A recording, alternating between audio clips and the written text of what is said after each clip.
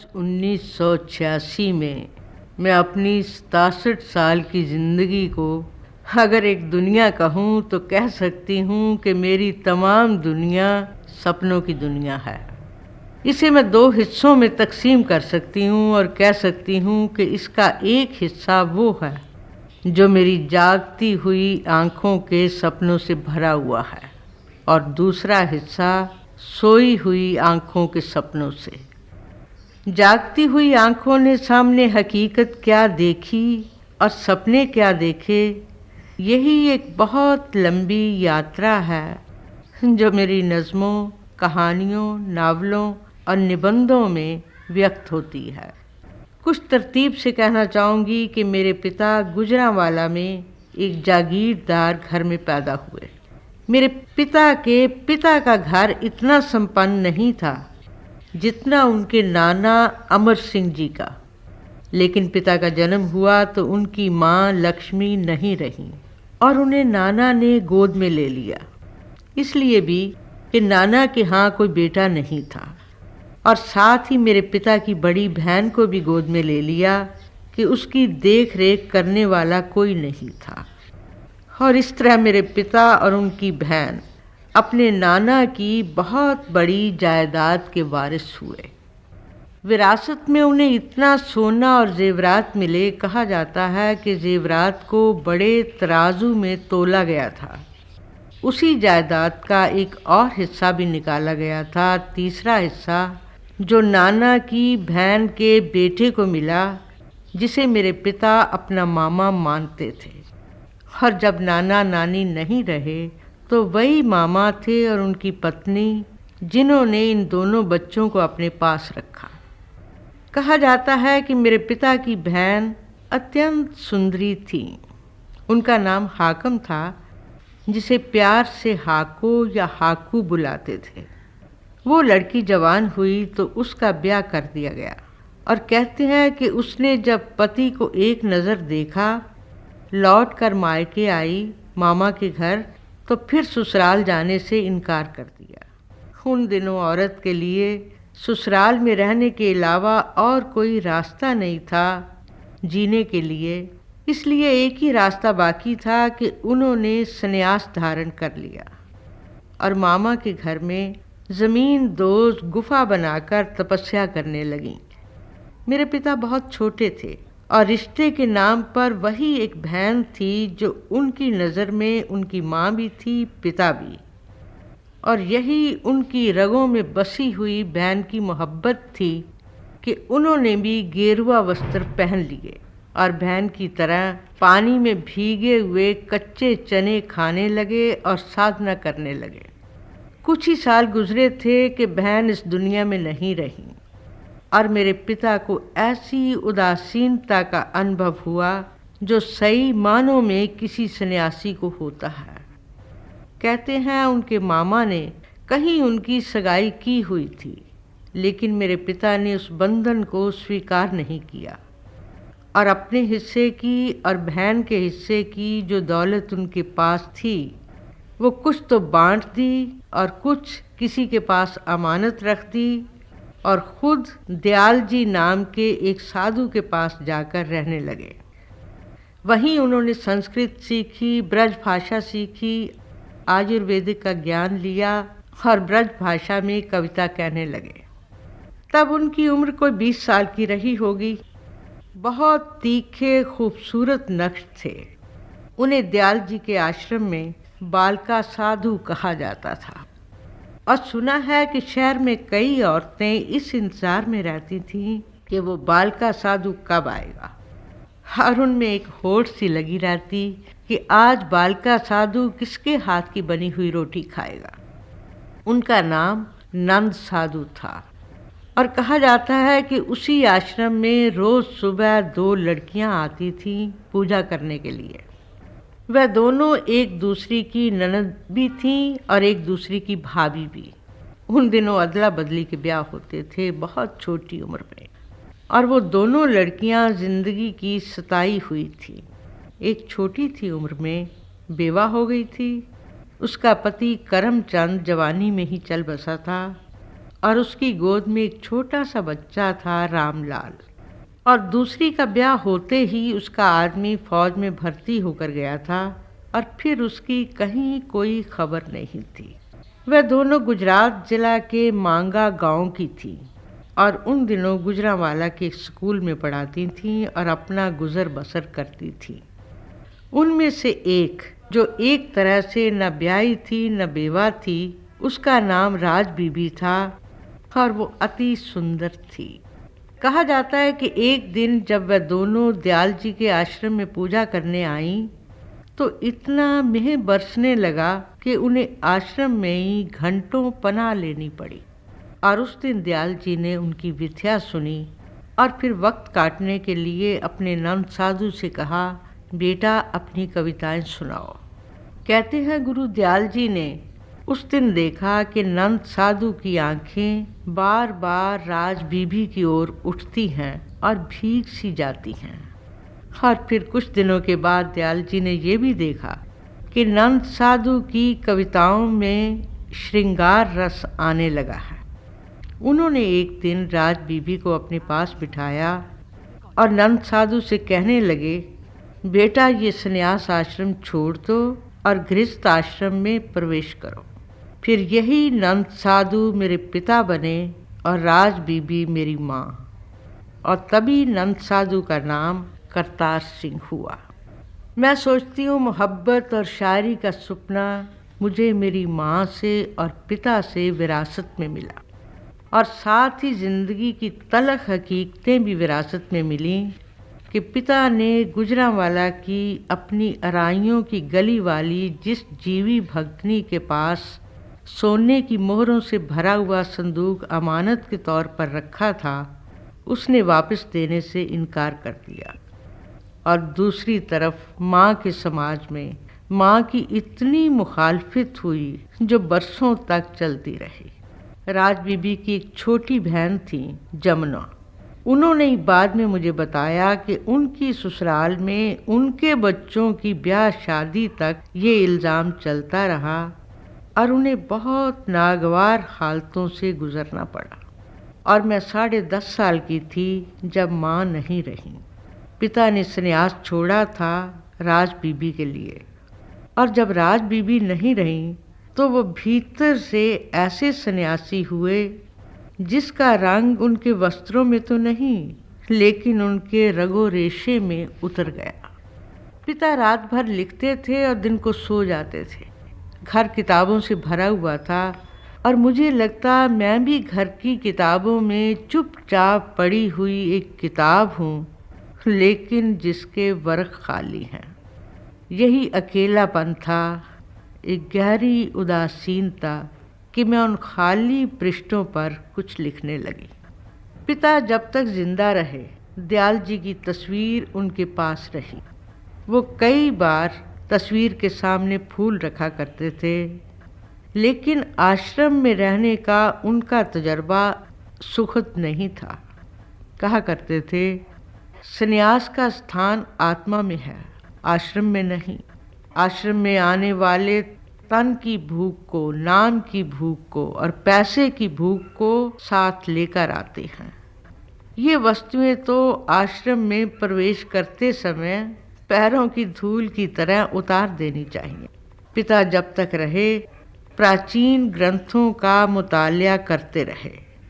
सिख धर्म के ग्रंथों का भी उन्होंने गहरा अध्ययन किया और अपने खर्च से प्राचीन कथाओं के आधार पर उन्होंने कुछ स्लाइड्स तैयार किए जो धार्मिक स्थानों पर दिखाकर साथ प्रवचन करते थे कि धर्म अपने सही अर्थों में लोगों के चिंतन में उतर पाए।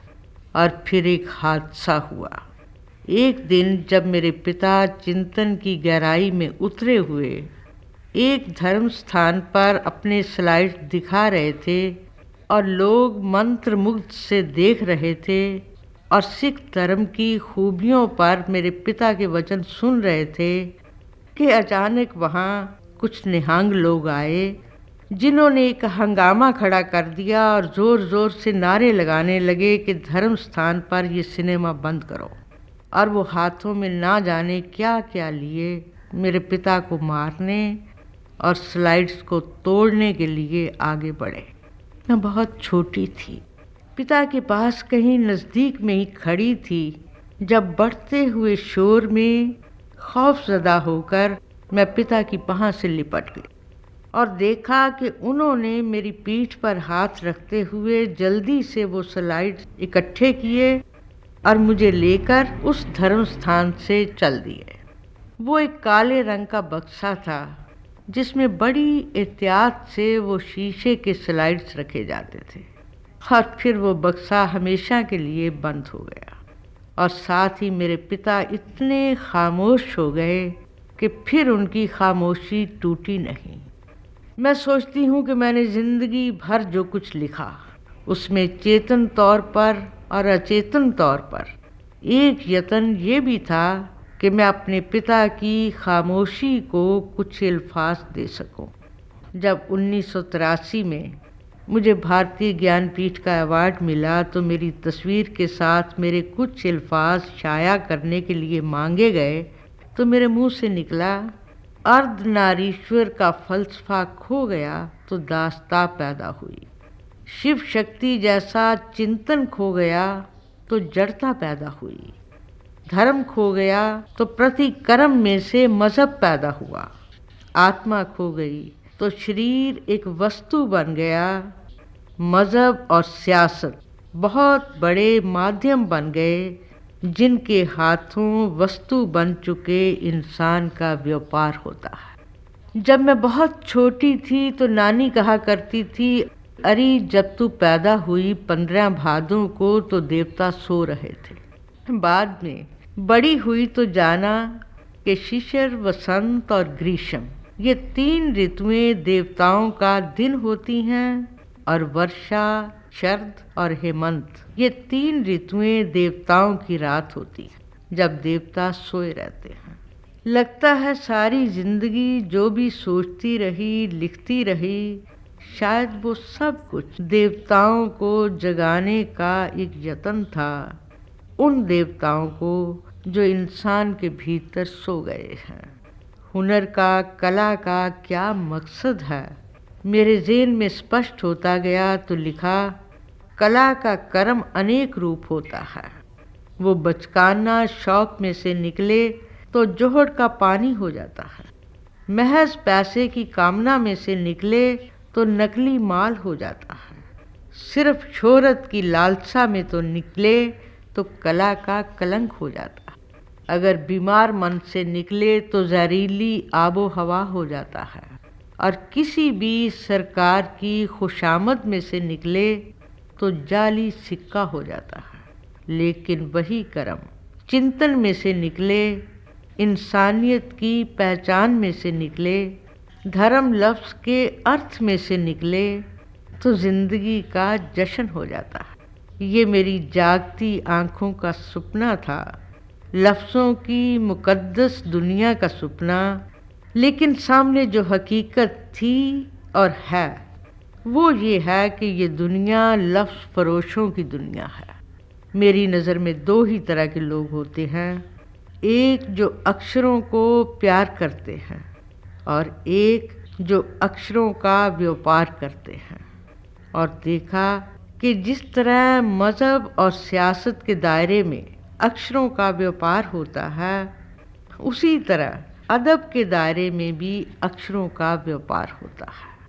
केरल में जब जातिवाद का भयानक रूप इतना भयानक था कि एजावा जाति का कोई आदमी अगर 32 फुट की दूरी से भी किसी ब्राह्मण के सामने से गुजर जाता तो ब्राह्मण अशुद्ध हो जाता। तो इस वर्ण प्रथा को देखकर स्वामी विवेकानंद ने केरल को भारत का पागलखाना कहा था। हम सब जानते हैं कि 1947 में जब हिंदुस्तान की तकसीम हुई और मज़हब के नाम पर जिस तरह लाखों मासूम लोगों का कत्ल हुआ, तो कह सकती हूँ कि उस वक्त पूरे हिंदुस्तान का पागलखाना था। ये तकसीम मेरी नज़र में एक बहुत बड़ी ऐतिहासिक गलती है जिसे वक्त के राहबर अगर दूर अंदेशी से देखते तो ऐसी गलती हो नहीं सकती थी। और फिर बार बार ऐसे वक्त आए, कभी बिहार हिंदुस्तान का पागलखाना दिखाई देने लगा, कभी आसाम, कभी गुजरात और कभी पंजाब। और 1984 में हिंदुस्तान की राजधानी दिल्ली अपने देश का पागलखाना थी। ये हमारे देश में हमारे गांव, नगर, शहर और प्रांत बार बार अपने देश का पागलखाना क्यों बनते हैं, क्यों बनाए जाते हैं, और बनाने वालों को मुजरिम क्यों नहीं करार दिया जाता, और लोगों को ज़हनी तौर पर गुलाम रखने वालों के लिए कड़े कानून क्यों नहीं बनाए जाते, हमारे देश का संविधान क्यों नहीं बदला जाता, और मज़हब के नाम पर सरकारी स्थानों में मुकर्रा जगह क्यों रखी जाती हैं, और एक देश के लोगों के लिए ब्याह शादी का कानून एक क्यों नहीं बनाया जाता। ये कितने ही जलते हुए सवाल हैं जो मेरे अक्षरों में हमेशा तड़पते रहे। मेरी नज़र में धर्म का किसी भी मज़हब से कोई ताल्लुक नहीं होता। धर्म इंसान की रगों में चलते हुए खून का नाम है, और मज़हब ऊपर से पहने हुए वस्त्रों का नाम है। धर्म का स्थान मन में होता है, मस्तक में होता है और घर के आंगन में होता है, लेकिन मज़हब का स्थान बाजार में होता है, बाजार की दुकानों में होता है। अभी इसी साल के पहले दिन, जनवरी की पहली तारीख, केरल के वर्कला इलाके में शिवगिरी मठ में मुझे एक तकरीर के लिए बुलाया गया था, और वहाँ जो कुछ मैंने कहा उसके कुछ अल्फाज जहाँ दर्ज करना चाहती हूँ कि हमारे देश के 7 पवित्र स्थान 7 पुरियाँ कहे जाते हैं: अयोध्या, मथुरा, माया, कांची, काशी, अवंती और द्वारापुरी। इनमें से द्वारापुरी सागर के किनारे थी, जो कृष्ण के देह त्यागने के 7वें दिन सागर में अलोप हो गई थी। बाद में वो द्वारका के नाम से दूसरे स्थान पर बस गई, पर अपने मूल स्थान से वो लोप हो चुकी है। मैं सोचती हूँ कि सागर में लोप हो चुकी द्वारावती हर इंसान के मैं का वो टुकड़ा है जिसकी तलाश हर इंसान के मैं को करनी होती है और उसका इतिहास खोजना होता है। इसी मैं की तलाश में मैंने जाना कि मेरे में और एक ब्राह्मण में क्या फ़र्क है। यही कि मैं ब्राह्मण नहीं हूँ। मेरे में और एक क्षत्रिय में भी यही फ़र्क है कि मैं क्षत्रिय नहीं हूँ। मेरे में और एक वैश्य में भी यही फ़र्क है कि मैं वैश्य नहीं हूँ। इसी तरह मेरे में और एक शूद्र में भी यही फ़र्क है कि मैं शूद्र नहीं हूँ। और जाना कि मेरे में और एक हिंदू, सिख, मुसलमान या ईसाई में भी यही फ़र्क है कि मैं हिंदू, सिख, मुसलमान या ईसाई नहीं हूँ। मेरे मैं की एक पवित्र पुरी द्वारावती फिर कौन से पानी में लोप हो गई, यही खोजते हुए मैंने अपनी द्वारावती का भेद पा लिया कि मैं चरक जाति की हूँ। हमारे प्राचीन काल में चरक उसे कहा जाता था जिसका मुतालिया, जिसका अध्ययन जिंदगी में कभी ख़त्म नहीं होता था। वो तमाम जिंदगी इल्म को, ज्ञान को ग्रहण करता था और तमाम जिंदगी उस इल्म को, ज्ञान को बांटता रहता था। मैंने इल्म के लिए अपनी प्यास को समझ लिया तो अपनी जाति पहचान ली और जान लिया कि 2 हाथों से जो अर्जित करना है वही 1000 हाथों से बांट देना है। चिंतन ही वो नगरी है द्वारावती जो जाने किस पानी में गर्क हो गई। धर्म चिंतन की आत्मा है। आत्मा लोप हो गई तो कई मज़हब एक जड़ता बनकर उस द्वारका के नाम पर कई जगह बस गए। धर्म की द्वारावती खो गई तो धर्म के नाम पर जिन स्थानों की स्थापना हुई वो दौलत के जोर से हुई, तलवार के जोर से हुई या अंधी श्रद्धा के जोर से हुई, पर आँखों वाले विश्वास के जोर से नहीं हुई। धर्म तो आँखों की रोशनी होता है, लेकिन ये सदियों का दुखांत है कि धर्म के नाम पर इंसान से आंखों की बलि मांगी गई और चिंतन से तर्क शक्ति की बलि मांगी गई। यहाँ मैंने हिंदू लफ्ज़ को सिख, मुस्लिम और ईसाई लफ्ज़ों के साथ इस्तेमाल किया है आज के प्रचलित अर्थों में, लेकिन सही अर्थों में जाएं तो हिंदू किसी मज़हब का नाम नहीं है। हिंदू हिंदुस्तान में पैदा होने वाले का नाम है। 8वीं सदी में इस लफ्ज़ का ऐतिहासिक हवाला मिलता है कि फ़ारस के लोग सिंधु लफ्ज़ का उच्चारण नहीं कर सकते थे और वहाँ से आए लोगों ने सिंधु नदी को हिंदू नदी कहा और सिंधु नदी के दक्षिण में रहने वालों को हिंदू नाम दिया। हिंदू लफ्ज़ से किसी धर्म या फ़िरके की तरफ इशारा नहीं था। आर्यव्रत यानी भारतवर्ष के सभी लोग हिंदुओं के रूप में जाने जाते थे और हिंदू लफ्ज़ के सही अर्थों में जाकर मैं मानती हूँ कि किसी का मज़हब कोई भी हो, लेकिन 5 तत्व के रिश्ते से, मिट्टी, पवन, पानी, अग्नि और आकाश के रिश्ते से। इस देश के मुसलमान भी हिंदू हैं, सिख, पारसी और ईसाई भी हिंदू हैं, क्योंकि हिंदू लफ्ज़ हिंदुस्तान में पैदा होने वाले के लिए है। अभी मैंने कहा था कि दुनिया में 2 ही तरह के लोग होते हैं, एक जो अक्षरों को प्यार करते हैं और एक जो अक्षरों का व्यापार करते हैं। और ये व्यापार करने वाले सिर्फ मज़हब और सियासत के दायरे में नहीं होते, साहित्य और पत्रकारी के दायरे में भी होते हैं। इनका जो भयानक रूप मैंने देखा है, शायद किसी और लेखक ने नहीं देखा होगा। बहुत छोटी थी, 16-17 साल की, जब पहली किताब शाया हुई थी और पंजाब की पत्रकारी ने बहुत बेहुदा लेख लिखने शुरू कर दिए जिनका ताल्लुक़ मेरी कलम से नहीं था। वो मेरी जवानी से था, शक्लो सूरत से था और मेरे औरत होने से था। उस वक्त जो मेरे समकालीन थे, उनके हसद का जहर अभी उनकी ज़बान पर नहीं आया था, लेकिन जब मेरी ये किताब पंजाब यूनिवर्सिटी के कोर्स में लगी तो मेरी समकालीन एक लेखिका थी, इतनी जिसने भाग दौड़ की कि मेरी किताब कोर्स में से हटा दी जाए। किताब तो नहीं हटाई गई, लेकिन उसमें से एक नज़म अनदाता ज़ब्त शुदा करार दी गई। पत्रकारी उसी तरह जहर उगलती रही, ऐसे ऐसे अल्फाज में जो किसी तहजीब याफ्ता इंसान की ज़बान पर नहीं आ सकते। मेरा एक नावल था चक नंबर 36, जो अब हिंदी, उर्दू, अंग्रेज़ी और सिंधी ज़बान में शाया हो चुका है और मराठी और मलयालम ज़बान में शाया हो रहा है। उसे ज़ब्त शुदा करार देने के लिए मेरे समकालीन ने बहुत कोशिश की।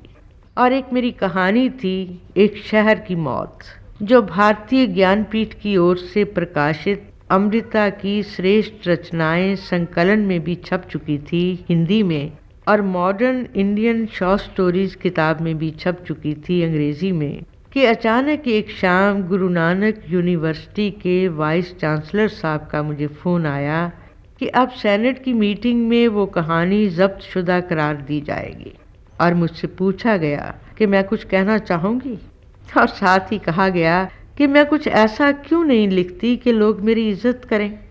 जवाब में मैंने कहा, जब तक मेरी नज़र में मेरी इज़्ज़त है तब तक इज़्ज़त लफ्ज़ को ख़तरा नहीं हो सकता। इसके अलावा मैंने कुछ नहीं कहना। आप मेरी कहानी को ज़ब्त शुदा करार देना चाहते हैं तो दे दीजिए। और फिर जब मेरी किताब रसीदी टिकट छपी, जो हिंदी, उर्दू, अंग्रेज़ी और गुजराती भाषा में भी अनुवाद हुई थी, और बम्बई की SNDT विमेन यूनिवर्सिटी में 2 साल के लिए MA के टेक्स्ट बोर्ड में ट्रांसलेटेड क्लासिक्स के तौर पर पढ़ाई जाती थी, उसे पंजाब में ज़ब्त शुदा करार देने के लिए मेरे कुछ समकालीन थे जिन्होंने बेहद कोशिश की, और इस बार उन्होंने मज़हब का सहारा लिया जिसके नाम पर लोगों को आसानी से उकसाया जा सकता है। और ये सिलसिला चलता रहा। कई बार मेरे समकालीन किसी सरकारी महकमे में मेरे खिलाफ चिट्ठियां लिखते और कई बार अखबारों में लिखते और फिर उनकी कतरने किसी न किसी सरकारी महकमे में भेज देते। लेकिन जब 1982 में भारतीय ज्ञानपीठ का अवार्ड मेरे लिए घोषित हुआ तो बरसों से जो सिलसिला चल रहा था वो खुलेआम आग बरसाने लगा। 1983 के फरवरी महीने में नेशनल बुक ट्रस्ट की ओर से किताबों की नुमाइश की गई थी चंडीगढ़ में। उसका उद्घाटन मैंने किया था और जब वापस दिल्ली पहुंची तो खबर मिली, वहाँ इंडियन एक्सप्रेस पंजाब एडिशन में खबर छपी है कि आइंदा अगर मैं पंजाब में कदम रखूंगी तो मेरा घेराव किया जाएगा। और फिर उसी साल 5 मई की तारीख में जारी हुआ, मुझे एक नोटिस मिला श्रोमणी गुरुद्वारा प्रबंधक कमेटी की तरफ से कि गुरु नानक पर लिखी हुई मेरी नज़मों के आधार पर एक फौजदारी मुकदमा किया जाएगा मुझ पर। और लिखा था कि वो नज़में लिखकर मैंने सिख धर्म का अपमान किया। ये तो गनीमत हुई कि उस वक्त सरदार खुशवंत सिंह, सरदार अमरीक सिंह, राजगिल और कलकत्ता के गीतेश शर्मा जैसे पत्रकार आगे बढ़े और उन्होंने ऐसे इल्ज़ाम की मुखालफत की। और साथ ही अंग्रेज़ी और दूसरी भाषाओं के अखबार थे जिन्होंने मेरी इल्ज़ाम शुदा नज़मों को फिर से प्रकाशित किया और ज़ोरदार लफ्ज़ों में कहा कि इनमें एतराज़ की कौन सी जगह है। उस वक्त संत लौंगोवाल थे जो बात की गहराई तक पहुँचे कि इन नज़मों को लिखे हुए छपे हुए जब 14 साल हो चुके हैं तो अब 14 साल के बाद कोई एतराज़ उठाए गए हैं तो कारण क्या है। मैं तो जानती थी, लेकिन मुझे तसल्ली ये हुई कि संत लौंगोवाल ने भी जाना कि जालंधर के एक पत्रकार थे साधु सिंह हमदर्द, जो बरसों से मेरी नज़मों के खिलाफ लिखते रहे थे लेकिन कुछ नहीं हुआ। तो अब उन्होंने मज़हब के नाम पर अपना गुस्सा निकालना चाहा और कई महीने लगातार हर एतवार को ज़हर में बुझे अक्षरों में एक लेख लिखते या लिखवाते रहे और फिर वो सब इकट्ठे किए और उनकी बुनियाद पर एक मुकदमे की तैयारी करवा दी। संत लौंगोवाल ने 25 जून 1983 के इंडियन एक्सप्रेस पंजाब एडिशन में अपना बयान दिया। वहाँ उनका नाम नहीं है, a highly placed SGPC source लिखा हुआ है, लेकिन जिन्होंने ये सब लिखा था उन्हीं से मुझे पता चला कि वो संत लौंगोवाल थे। अखबार की सुर्खी थी SGPC not to pursue Amrita case और उसमें कहा गया था SGPC took the decision when they realized that some jealous Punjabi writers who had been constantly campaigning against the writer had used the SGPC to harass her। ये वाक़या कुछ तफसील से दोहरा रही हूँ इसलिए कि मुझे कैसे समकालीन मिले और मुझे किस दौर से गुजरना पड़ा उस दौर का कुछ अंदाज़ा हो सके। दिल पे क्या गुजरी उसका कुछ भी लफ्ज़ों की पकड़ में नहीं आ सकता। कई बार सिर्फ इतना भर मुँह से निकलता रहा, बादलों के महल में मेरा सूरज सोया हुआ है और उस महल का कोई दरवाज़ा नहीं, कोई खिड़की नहीं, कोई सीढ़ी नहीं, और सदियों के हाथों ने जो पगडंडी बनाई है वो मेरे चिंतन के पैरों के लिए बहुत संकरी है। मैं अपने सूरज के पास कैसे पहुंचूं जो बादलों के महल में सोया हुआ है। उन दिनों मुंबई के अखबार संडे ऑब्जर्वर ने मुझसे पूछा कि मैं इस सब कुछ के बारे में क्या कहना चाहूँगी, तो कहा बस इतना ही कि it is not an age of reason. उन्होंने फिर पूछा कि मैं अदालत में अपनी डिफेंस के लिए क्या कहूँगी, तो मैंने कहा अपनी वही नज़में पढ़ दूँगी। हमारी अदालतों में कोई सच्चाई अपनी हिफाजत कर सकती है या नहीं मैं नहीं जानती, लेकिन वही एक नज़म थी 9 सुपने जो मैंने उस माँ की ओर से लिखी थी जब नानक जैसा बेटा, नानक जैसी पाक रूह उसकी कोख में सांस ले रही थी। और वही गर्भ के 9 महीने थे, माँ के 9 सपने, जिस पर खास तौर पर एतराज उठाए गए थे। और वो नज़म कागज़ों के अक्षरों से उठकर मेरी आंखों के सामने खिला में तैरने लगती।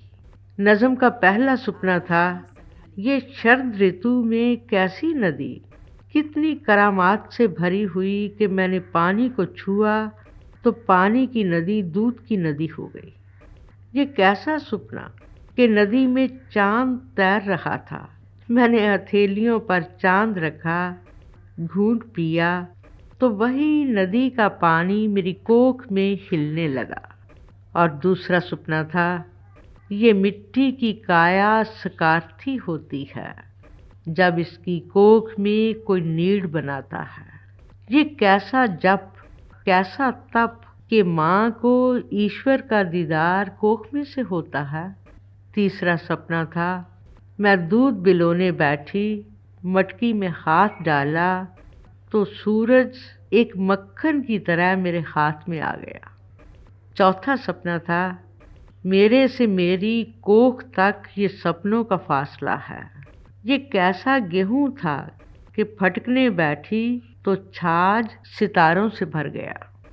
पांचवा सपना था, जेठ के महीने में ये कैसी आवाज़ थी, जैसे जल में से, थल में से एक नाद उठता है। ये मोह का और माया का गीत था या ईश्वर की काया का गीत था। ये दैवी सुगंध थी या मेरी नाभि की गंध थी। ये कैसी आवाज़, कैसा सपना, कितना भर बेगाना, कितना भर अपना। मैं एक हिरनी बावरी सी होती रही और अपनी कोख से अपने कान लगाती रही।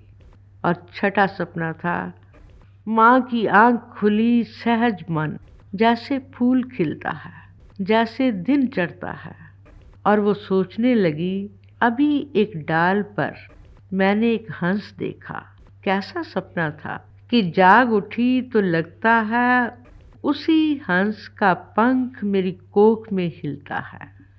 और सातवां सपना था, कोई पेड़ दिखाई नहीं देता, कोई इंसान भी नहीं, फिर किसने मेरी झोली में एक नारियल डाल दिया। नारियल तोड़ा तो लोग गिरी लेने आए, कोई दुई नहीं, दवैत नहीं। मैं गिरी बांटती रही और वह ख़त्म नहीं हो पाई। आठवां सपना था, इस गर्भ के बालक का चोला कौन सिएगा। ये कैसी पिटारी है, कैसा सूत है। मैं जैसे अटेरन पर सूरज की किरणें अटेरती रही। और आखिरी सपना था, मैं मोह और ममता की पूनी किसके लिए काटती हूँ। मोह के तारों में आसमान को नहीं बांध सकते, सूरज को नहीं बांध सकते।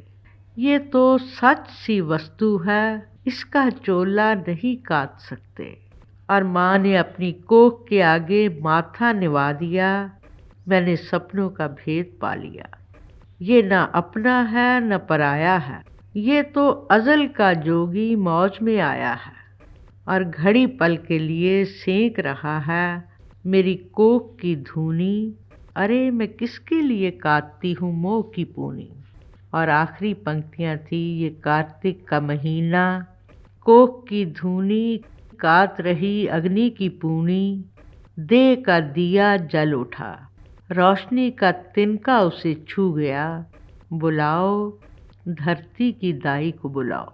उन्हीं दिनों बल्गारिया गई थी, उसी मई के महीने में, और वहाँ देखा कि मेरी नज़मों का जो मजमुआ बल्गारियन ज़बान में शाया हुआ था, उसमें ये नज़म भी शामिल थी।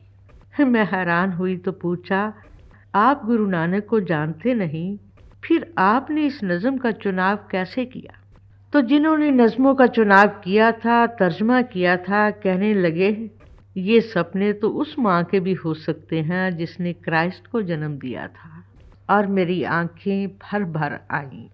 1 साल के बाद जब जैन मुनि श्री पद्मचंद जी ने मुझे जैन शास्त्र की 2 किताबें भेजी, तो उनकी भेजी हुई एक किताब जैन तत्व कालिका में मैंने पढ़ा कि जब किसी तीर्थंकर ने पैदा होना होता है तो माँ को 14 सपने आते हैं और सपनों में ऐरावत हाथी, सफ़ेद बल्द, लक्ष्मी, फूलों की माला, चंद्रमा, सूरज, झंडा, कलश, कमल सरोवर, क्षीर सागर, देव विमान, रतन और धुआं रैत अग्नि दिखाई देती है। मैं हैरान हुई कि ये सब तो बाद में पढ़ा, लेकिन आज से 15 बरस पहले मैंने जो नज़म लिखी थी उसमें सहज मान कितने ही ऐसे शगुन लिखे गए थे।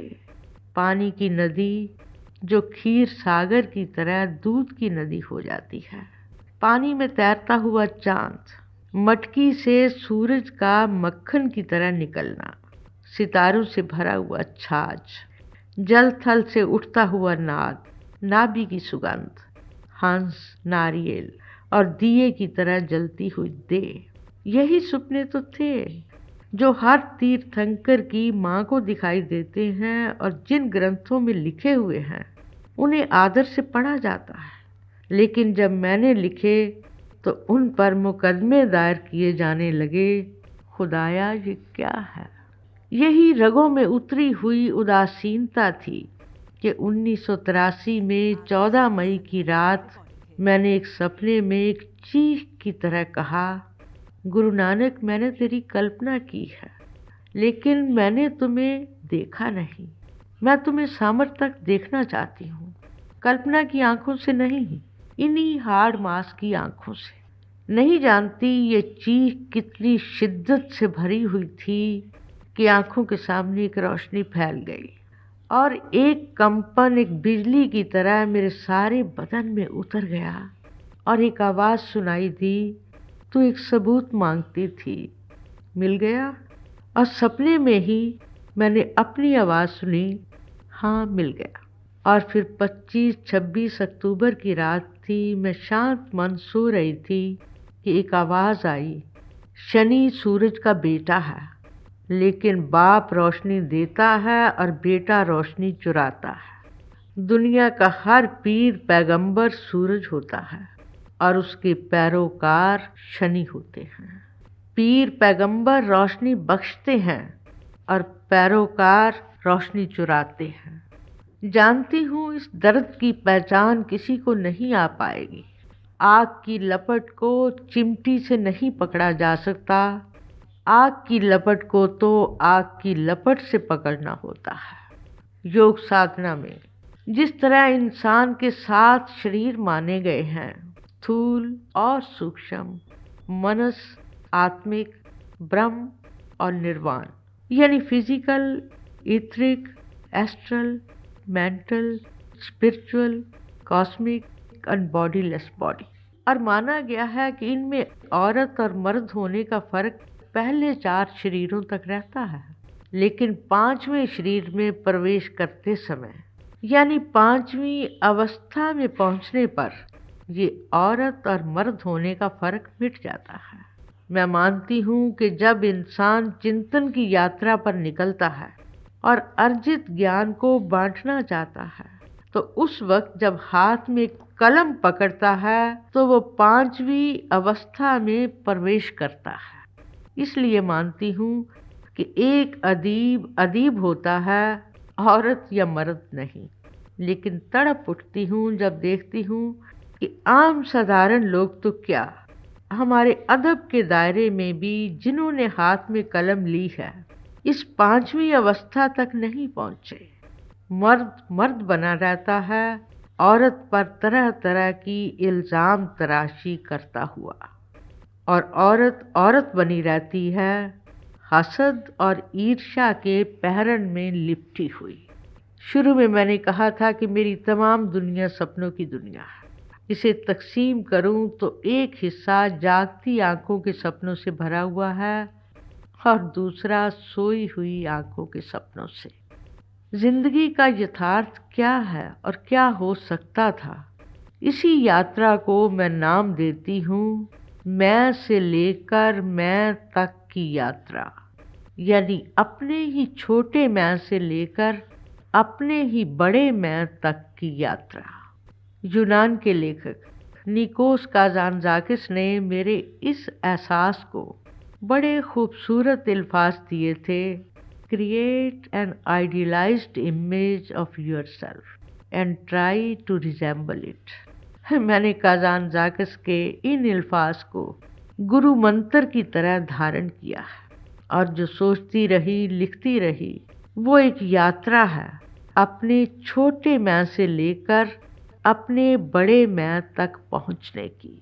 कह सकती हूँ कि ये एक अक्षर की यात्रा है, छोटे मैं से लेकर बड़े मैं तक की यात्रा, गुलामी से स्वतंत्रता तक की यात्रा, नफरत से मोहब्बत तक की यात्रा, जड़ से चेतन तक की यात्रा, अक्षर से अर्थ तक की यात्रा, और महदूद से लामहदूद तक की यात्रा, यानी सीमित से असीम होने तक की यात्रा।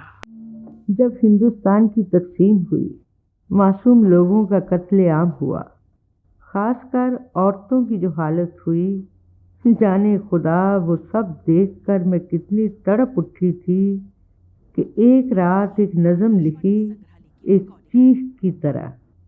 आज बारिश शाह से कहती हूँ कहीं कब्र में से उठो और इश्क की किताब का कोई नया वर्क खोल लो। पंजाब की एक बेटी रोई थी, तूने इतनी लंबी दास्तान लिखी, आज तो लाखों बेटियां रो रही हैं, तुमसे कह रही हैं ये अपना पंजाब देखो जो लाशों से भरा हुआ है, और अपना जनाब देखो जिसमें आज पानी नहीं खून बहता है। और ये एक तावील नज़म थी जिसने लोगों को हिंदुस्तान में भी रुला दिया, पाकिस्तान में भी। लेकिन उस वक्त भी कुछ गालियों जैसी नज़में मेरे खिलाफ लिखी गई, और कुछ लोग कह रहे थे कि ये नज़म गुरु नानक को मुखातिब होनी चाहिए थी, और कुछ लोग कह रहे थे ये नज़म लेनिन को मुखातिब होनी चाहिए थी। 1970 में होने वाले एशियाई सम्मेलन की स्वागत कमेटी ने मुझे अपनी कमेटी का अध्यक्ष चुन लिया था, लेकिन फिर एक स्क्रीनिंग कमेटी बनी जिसने फैसला किया कि 1968 में मैंने चेकोस्लोवाकिया पर सोवियत रशिया के दबाव के समय जो नज़म लिखी थी वो पोर्नोग्राफी है, इसलिए जिसकी नज़मों में पोर्नोग्राफी है उसे एशियाई सम्मेलन की स्वागत कमेटी में नहीं लिया जाना चाहिए। वो नज़म जिसे पोर्नोग्राफी कहा गया उसका नाम था मेरा पता। नज़म थी, आज मैंने अपने घर का नंबर मिटाया है और गली के माथे पर लगा गली का नाम हटाया है, हर दिशा का नाम पहुँच दिया है, लेकिन फिर भी मुझे तलाश करना है तो ये एक शाप है, एक वर है, और जहाँ भी स्वतंत्र आत्मा की झलक मिले समझना वो मेरा घर है। और 1983 में जब SGPC ने मुझ पर मुकदमा करने का फैसला बदल लिया तो जलंधर की जिस अजीत अखबार ने ये सब हंगामा खड़ा किया था, इस बदले हुए फैसले की खबर शाया करते हुए लिखा कि SGPC ने ये फैसला इसलिए किया है कि अमृता ने मुआफ़ी मांग ली है। हमारी अखबारों में किस कदर झूठ बयानी हो सकती है इसका दर्द वही जानता है जिसने इस झूठ का जहर पिया है। और उसी अखबार ने लिखा कि अब जब SGPC ने मुकदमा करने का फैसला बदल लिया है तो एक अकाली हैं सुरजीत सिंह सोखी, वो निजी तौर पर एक मुकदमा दायर करेंगे। वो मुकदमा तो दायर नहीं हुआ, लेकिन मैं जानती हूँ या मेरा खुदा जानता है कि मुझे मानसिक परेशानी के किस दौर से गुजरना पड़ा। पिछले दिनों एक सपना आया था कि एक भर बहता दरिया है जिसमें से बहुत ज़ोर से एक लहर उठती है और एक गठरी जैसी चीज़ को किनारे पर रखकर लौट जाती है। देखती हूँ वो एक इंसान का शरीर है जो पानी की लहर ने किनारे पर रख दिया है। सपने में ही पहचानती हूँ कि ये तो वशिष्ठ ऋषि हैं।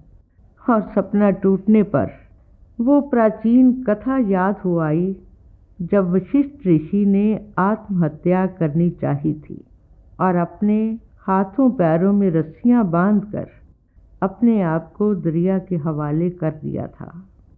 लेकिन उस वक्त दरिया ने सोचा कि अगर आज वशिष्ठ ऋषि मेरे पानी में डूब गए तो मुझे ब्रह्म हत्या का दोष लग जाएगा, और उसने अपनी लहरों के जोर से वो रस्सियां खोल दी और फिर एक बड़ी सी लहर में लपेटकर ऋषि को किनारे पर रख दिया। उस दरिया ने ऋषि के पास खोले थे, उसके बंधन, इसी से दरिया का नाम विपाशा हुआ। और वही पंजाब का दरिया था विपाशा, जो अब ब्यासा के नाम से जाना जाता है। मैं सोचती हूँ कि इन वर्षों में जब देखा कि पंजाब में अपने ही लोगों के हाथ से अपने ही लोगों का खून बह रहा था, तो जाने कैसा दर्द दिल में उतर गया था कि ये सपना आया कि इस धरती के यही दरिया थे जो नहीं चाहते थे कि उन्हें ब्रह्म हत्या का दोष लगे, और आज उन्हीं की मिट्टी खून में भीग रही है। और 1985 के 27 अप्रैल की रात थी जब मैं सो रही थी कि देखा एक आग जल रही है और वहाँ पास ढेरों कागज पड़े हैं जिन्हें उठा उठा कर मैं आग में डाल रही हूँ। उस वक्त हाथ की लाठी के बल से चलती हुई एक बहुत बूढ़ी औरत मेरे पास से गुजरती है और पूछती है, ये क्या कर रही हो बेटी? और मैं कहती हूँ, देखो अम्मा, ये बहुत सी अखबारें हैं जो लोगों में नफरत फैलाती हैं, मैं इन्हें जला रही हूँ। वो हंस देती है, कुछ नहीं कहती और लाठी टेकते टेकते वहाँ से गुजर जाती है।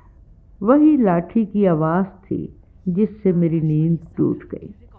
सारी जिंदगी जिस भाषा में लिखा, पंजाबी में, चाहती थी कि उस ज़बान में शाया होने वाले किसी महानामे का म्यार इतना ऊंचा हो कि अदब के दायरे में कदर कीमत का नज़रिया भी शामिल हो। यही एक तमन्ना थी कि मई 1966 में मैंने एक मासिक पत्र शुरू किया था, नागमणि। ये लफ्ज़ नागमणि प्रतीकात्मक था, सिंबॉलिक, कि जिस तरह नाग में एक कीमती चीज़ कही जाती है, मणि, उसी तरह इंसान के पास जो कीमती चीज़ है वो उसकी बौद्धिकता है। इसी ख्याल से नाम रखा नागमणि। और 8 साल इस मासिक पत्र में किसी से कोई इश्तहार लेकर शामिल नहीं किया। लेकिन जब महंगाई बढ़ने लगी, कागज़ दिन ब दिन महंगा होता गया, प्रेस के रेट्स बढ़ गए, तो इन मुश्किल हालात में कोई रास्ता अख्तियार करना था। इसलिए सोचा कि अगर किताबों के इश्तहार हों तो हमारा अदबी नज़रिया कायम रहेगा। इसलिए पंजाब की हर यूनिवर्सिटी को लिखा कि वो अपने यहाँ प्रकाशित होने वाली किताबों के इश्तहार का एक सफ़ा कभी कभी साल में 2-3 बार दे दिया करे। लेकिन किसी यूनिवर्सिटी ने ख़त का जवाब नहीं दिया। एक मेहरबान दोस्त थे, उन्होंने पंजाब सरकार के एजुकेशन बोर्ड का एक इश्तहार दिलवा दिया जो कुछ देर मिलता रहा, लेकिन फिर अचानक बंद हो गया। तो पता चला कि ऊपर से कोई मिनिस्टर थे, उन्होंने कहा कि नागमणि को इश्तहार नहीं दिया जाएगा क्योंकि इसकी संपादिका के बाल कटे हुए हैं। नागमणि कायम रहे, इसके लिए तकाजा था कि कागज़ छपाई के खर्च के अलावा किसी तरह का खर्चा इस पर ना डाला जाए। इसलिए स्टाफ के नाम पर एक मैं थी और एक इमरोज़, जो प्रूफ देखने से लेकर पैकिंग और पोस्टिंग तक सारा काम अपने हाथों करते थे। 20 साल करते रहे और अब 20 सालों के बाद अचानक हमें डी नंबर देने से इनकार कर दिया गया है, जो कम खर्च पर पोस्टिंग की मदद के लिए सरकार की तरफ से दिया जाता है। इसका कारण जो लिखकर बताया गया है वो ये है कि इसमें खबरें नहीं होती। अदब से ताल्लुक़ रखने वाला खबरनामा तो इसमें था, लेकिन अदबी रिसाले में सियासी खबरें कैसे हो सकती हैं, ये मैं नहीं समझ सकती। ये डी नंबर हर साल लेना होता है, जो हर साल के 31 दिसंबर तक के लिए होता है, और यही अदबी रिसाला था जिसे 20 साल डी नंबर मिलता रहा। और अब क्या हुआ ये समझ में नहीं आता। इस नए साल का जनवरी अंक 21 दिसंबर को पोस्ट होना था, इसलिए हो गया, लेकिन अब फरवरी का अंक कंपोज हो चुका है, जिसके फाइनल प्रूफ देख चुकी हूँ, लेकिन उसे प्रकाशित नहीं किया जा सकता क्योंकि डी नंबर की सहूलत छीन ली गई है। बहुत साल हुए मुझे एक सपना आया था और लगता है कि उस सपने ने एक पेशीन गोई की थी। देखा, मैं एक गाड़ी में बैठी हूँ अकेली, और उस चलती हुई गाड़ी में एक बहुत भला सा दिखता एक आदमी बैठा है, जो अचानक मुझे कहता है गाड़ी से बाहर देखो। वो जो बहुत दूर एक जंगल दिखाई देता है, उसमें कितने ही मीलों में उगे हुए गुलाब के फूल हैं, तुम देखना चाहती हो? और फिर एक जगह वो गाड़ी जब रुकती है तो वो कहता है यहाँ से बहुत दूर नहीं है, तुम मेरे साथ चलो तो दिखा सकता हूँ। और मैं गाड़ी से उतरकर उसके साथ चल देती हूँ, और फिर चलते चलते दिखाई देने लगता है कि सामने जहाँ नज़र जाती है वहीं गुलाब के फूल दिखाई देते हैं, और साथ ही देखती हूँ कि एक तरफ सुर्ख रंग के फूल हैं और एक तरफ बिल्कुल सफ़ेद और एक तरफ बिल्कुल काले। मैं एक हैरत में भरी हुई उस आदमी की तरफ देखती हूँ तो वो कहता है मैं यही तुम्हें दिखाना चाहता था, और बताना चाहता था कि एक ज़माने में यहाँ एक औरत हुई थी जो नज़में लिखते लिखते मर गई, और लोग कहते हैं कि उसने जितनी भी मोहब्बत की नज़में लिखी, उसके मरने के बाद वो सब सुर्ख रंग के गुलाब बन गई, और उसने जितनी भी नज़में विरहा की लिखी, तड़प कर लिखी, वो सब काले रंग के गुलाब बन गई, और उसने जितनी भी नज़में अमन के लिए लिखी, आत्मा की प्यास में लिखी, वो सब सफ़ेद रंग के गुलाब बन गई। मैं ये सुनती हूँ और उस वक्त ये कहानी कहने वाले की तरफ देखती हूँ और कहती हूँ, वक्त, क्या तुम मेरी कहानी ही मुझे सुना रहे हो? वो हंस सा दिया, और उसी की मुस्कुराहट से मेरी नींद टूट गई। ये सपना 1964 में छपी मेरी एक किताब काला गुलाब में लिखा हुआ है, और आज लगता है ये सपना एक पेशीन गोई था। अब इन दिनों जो नज़म लिखी, लगता है छोटी सी नज़म में मैं अपनी ज़िंदगी की पूरी दास्तान कह पाई हूँ। ना मैंने वुज़ू किया है, ना कोई सजदा किया है, और ना तेरी दरगाह पर कोई मुराद मांगने आई हूँ। खुदाया, तेरे चारों चिराग जलते रहे, मैं तो पांचवा चिराग जलाने आई हूँ। दुखों की घानी से मैंने तेल लिया है, और माथे के तेवर से रुई की बाती, चिंतन के पानी में हाथ धोए हैं, और माथे का दिया हाथ में लिया है, और उसे आत्मा की आग से जलाया है। देख, ये काया, ये मिट्टी का दिया तूने ही तो दिया था, मैंने तो इसे आग का शगन डाला है, और तेरी अमानत लौटाने आई हूँ। खुदाया, तेरे चारों चिराग जलते रहें, मैं तो पांचवा चिराग जलाने आई हूँ। मैंने सपनों की दुनिया को तकसीम करने की बात की है, लेकिन साथ ही मानती हूँ कि इसे तकसीम किया नहीं जा सकता। मैं इन मानों में किया जा सकता है कि जागती आँखों के सपनों को साकार करने की जद्दोजहद में एक चेतन यत्न शामिल होता है, और सोई हुई आँखों के सपनों में कोई चेतन यत्न शामिल नहीं होता। मैं अतीत को देखना चाहती थी, पूर्व जन्म को, कि चेतन मन से सब देख पाऊँ, तो अतीत की परछाइयों से मुक्त हो जाऊं।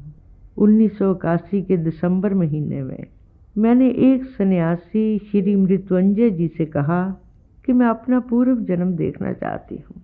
मन की साधना तो है, लेकिन शरीर की साधना मुझसे नहीं होगी। आप शक्तिपात से मुझे दिखा दीजिए। वो हंस दिए थे। कहने लगे, अच्छा 1 साल इंतज़ार करो, अगर अपने आप दिखाई नहीं दिया तो मैं दिखा दूंगा। साल गुजर गया। मैं कुछ निराश थी कि 1983 के जनवरी महीने में जनवरी की 5 तारीख को मैंने अपना पूर्व जन्म सपने में देखा। ये भी कि मेरी मौत किस तरह हुई थी और किस तारीख को हुई थी। जागी तो वो साल बिल्कुल ज़हन से उतर गया जो अभी अभी सपने में देखा था। लेकिन जिस दिन मेरी मृत्यु हुई थी वो तारीख याद रह गई, 29 दिसंबर। सपना ज़रूर देखा, लेकिन मन में एक शंका बनी रही कि शायद ये मेरी ही तापमयी कल्पना का चमत्कार होगा।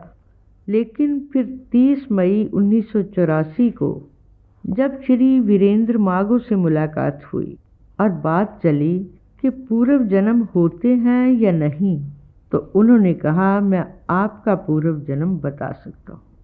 उनकी आंखें कुछ देर के लिए बंद रहीं, फिर एक कंपन सा उनके चेहरे पर हुआ और जब उन्होंने आंखें खोली तो जो बताया वो ठीक वही था जो मैंने 5 जनवरी 1983 की रात देखा था।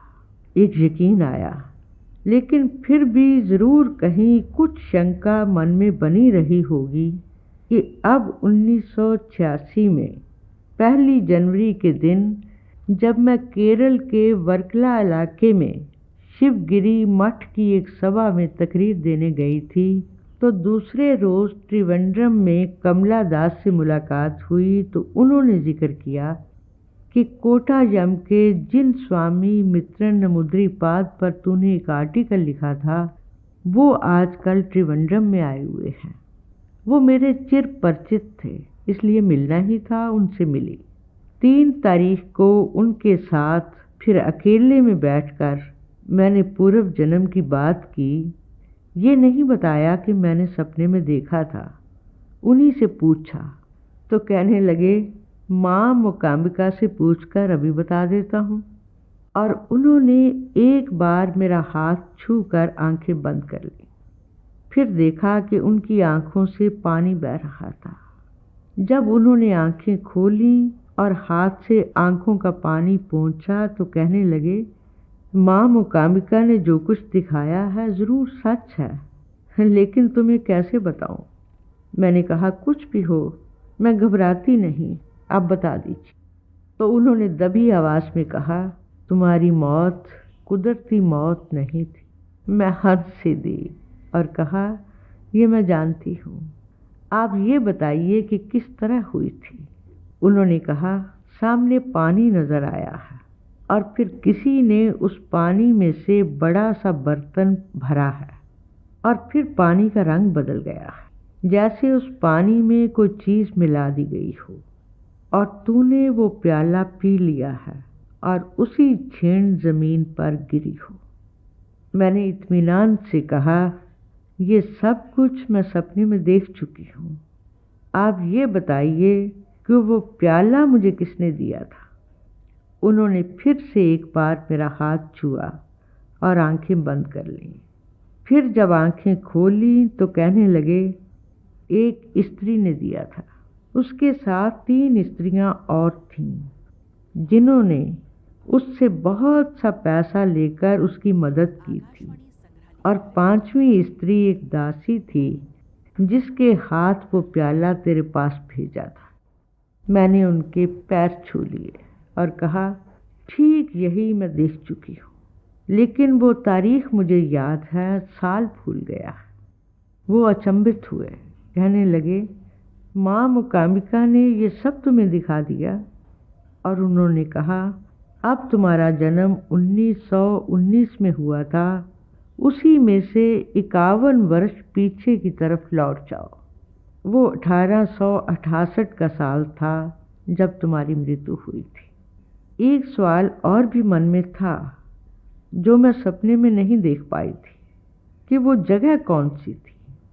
इमारत की सूरत में जगह देखी थी, कहीं देखूं तो पहचान सकती हूँ, लेकिन वो किस प्रांत में थी, किस शहर में, ये मैं नहीं जानती। यही पूछा तो उन्होंने इमारत का ठीक वही वर्णन कर दिया जो मैंने देखी थी, लेकिन वो कहाँ थी ये नहीं बता पाए। कहने लगे, किसी दिन पूजा के समय उस स्थान का नाम मुझे दिखाई दे गया तो मैं तुम्हें चिट्ठी में लिख दूंगा। मैंने जिंदगी में 2 बार मोहब्बत की, एक बहुत पहली उम्र में साहिर से, और एक पिछले करीब 25 वर्षों से इमरोज से। ये तो अब 3-4 वर्षों से जाना है कि पूर्व जन्म में मेरा साहिर से क्या रिश्ता था और इमरोज से क्या रिश्ता था, लेकिन जब इनकी जुस्तजू मन में पैदा हुई आज से करीब 50 साल पहले, तब मैं नहीं जानती थी।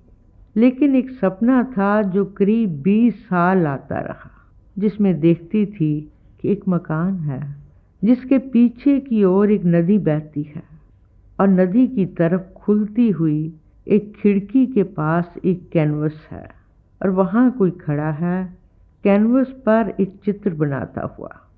अक्सर उसे पीठ की तरफ से देखती थी, कुछ पहचान में नहीं आता था कि वो कौन है, लेकिन उसे देखकर मन में एक सुकून आता था। एहसास होता था कि बरसों से उसी को खोज रही थी और वो वहीं बैठा बरसों से मेरा इंतजार कर रहा था।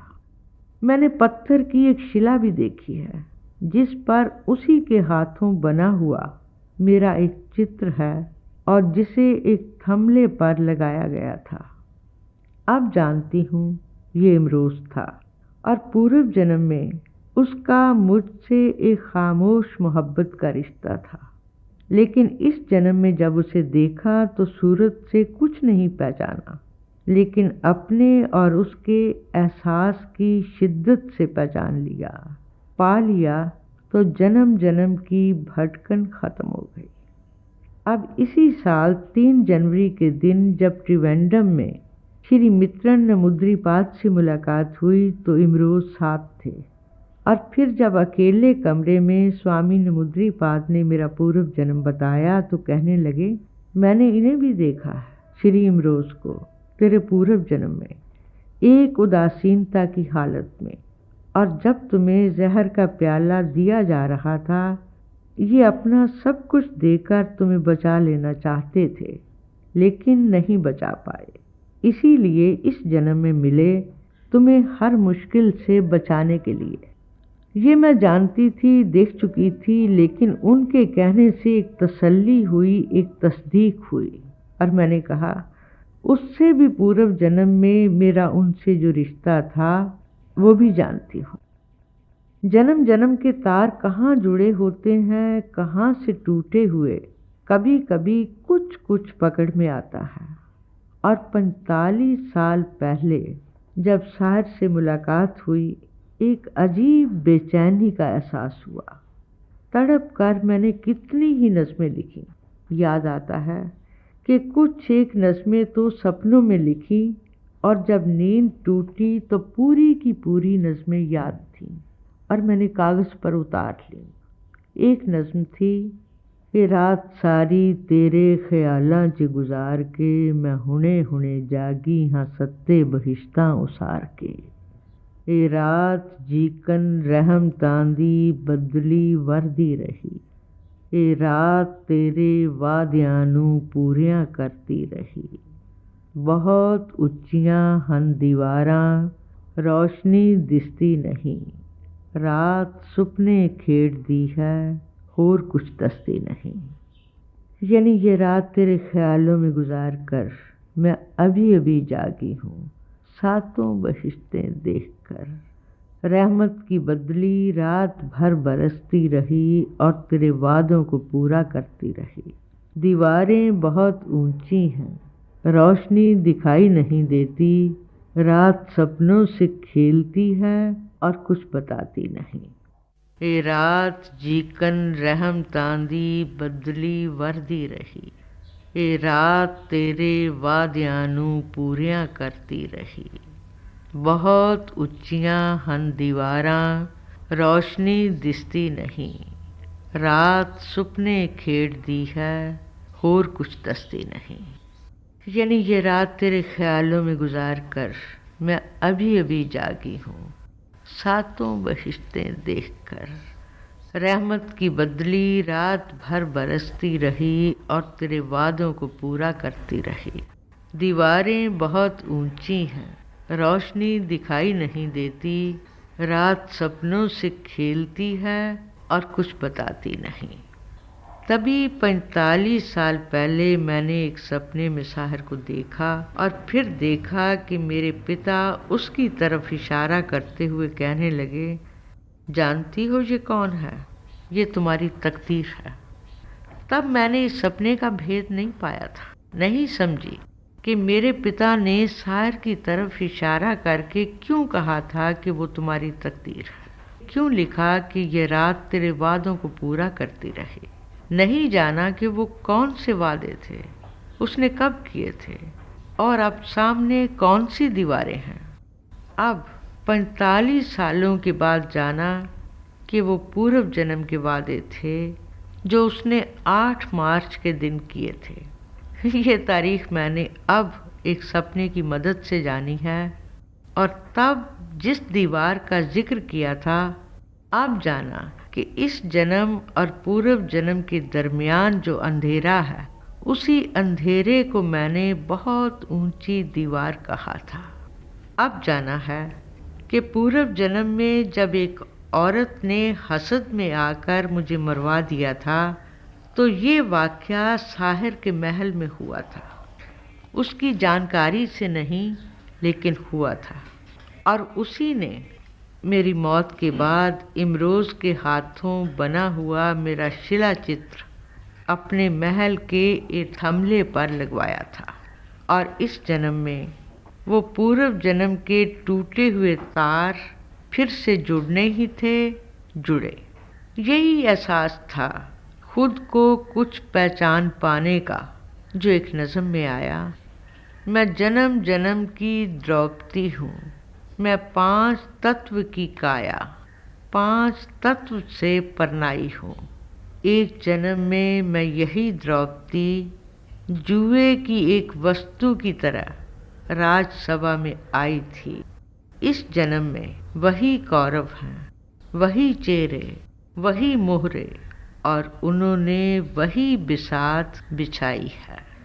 पूरा समाज कौरवों ने जीत लिया। फिर और दाव खेलने लगे तो पूरी सियासत दाव पर लगा दी। मैंने दाहिने हाथ से समाज हार दिया और बाएं हाथ से सियासत। फिर भी कौरव दुहाई देने लगे कि 5 तत्व मेरे 5 पांडव हैं। मैं भरी सभा से उठी हूँ और 5 जीत लाई हूँ, मैं जो जन्म जन्म की द्रौपदी हूँ।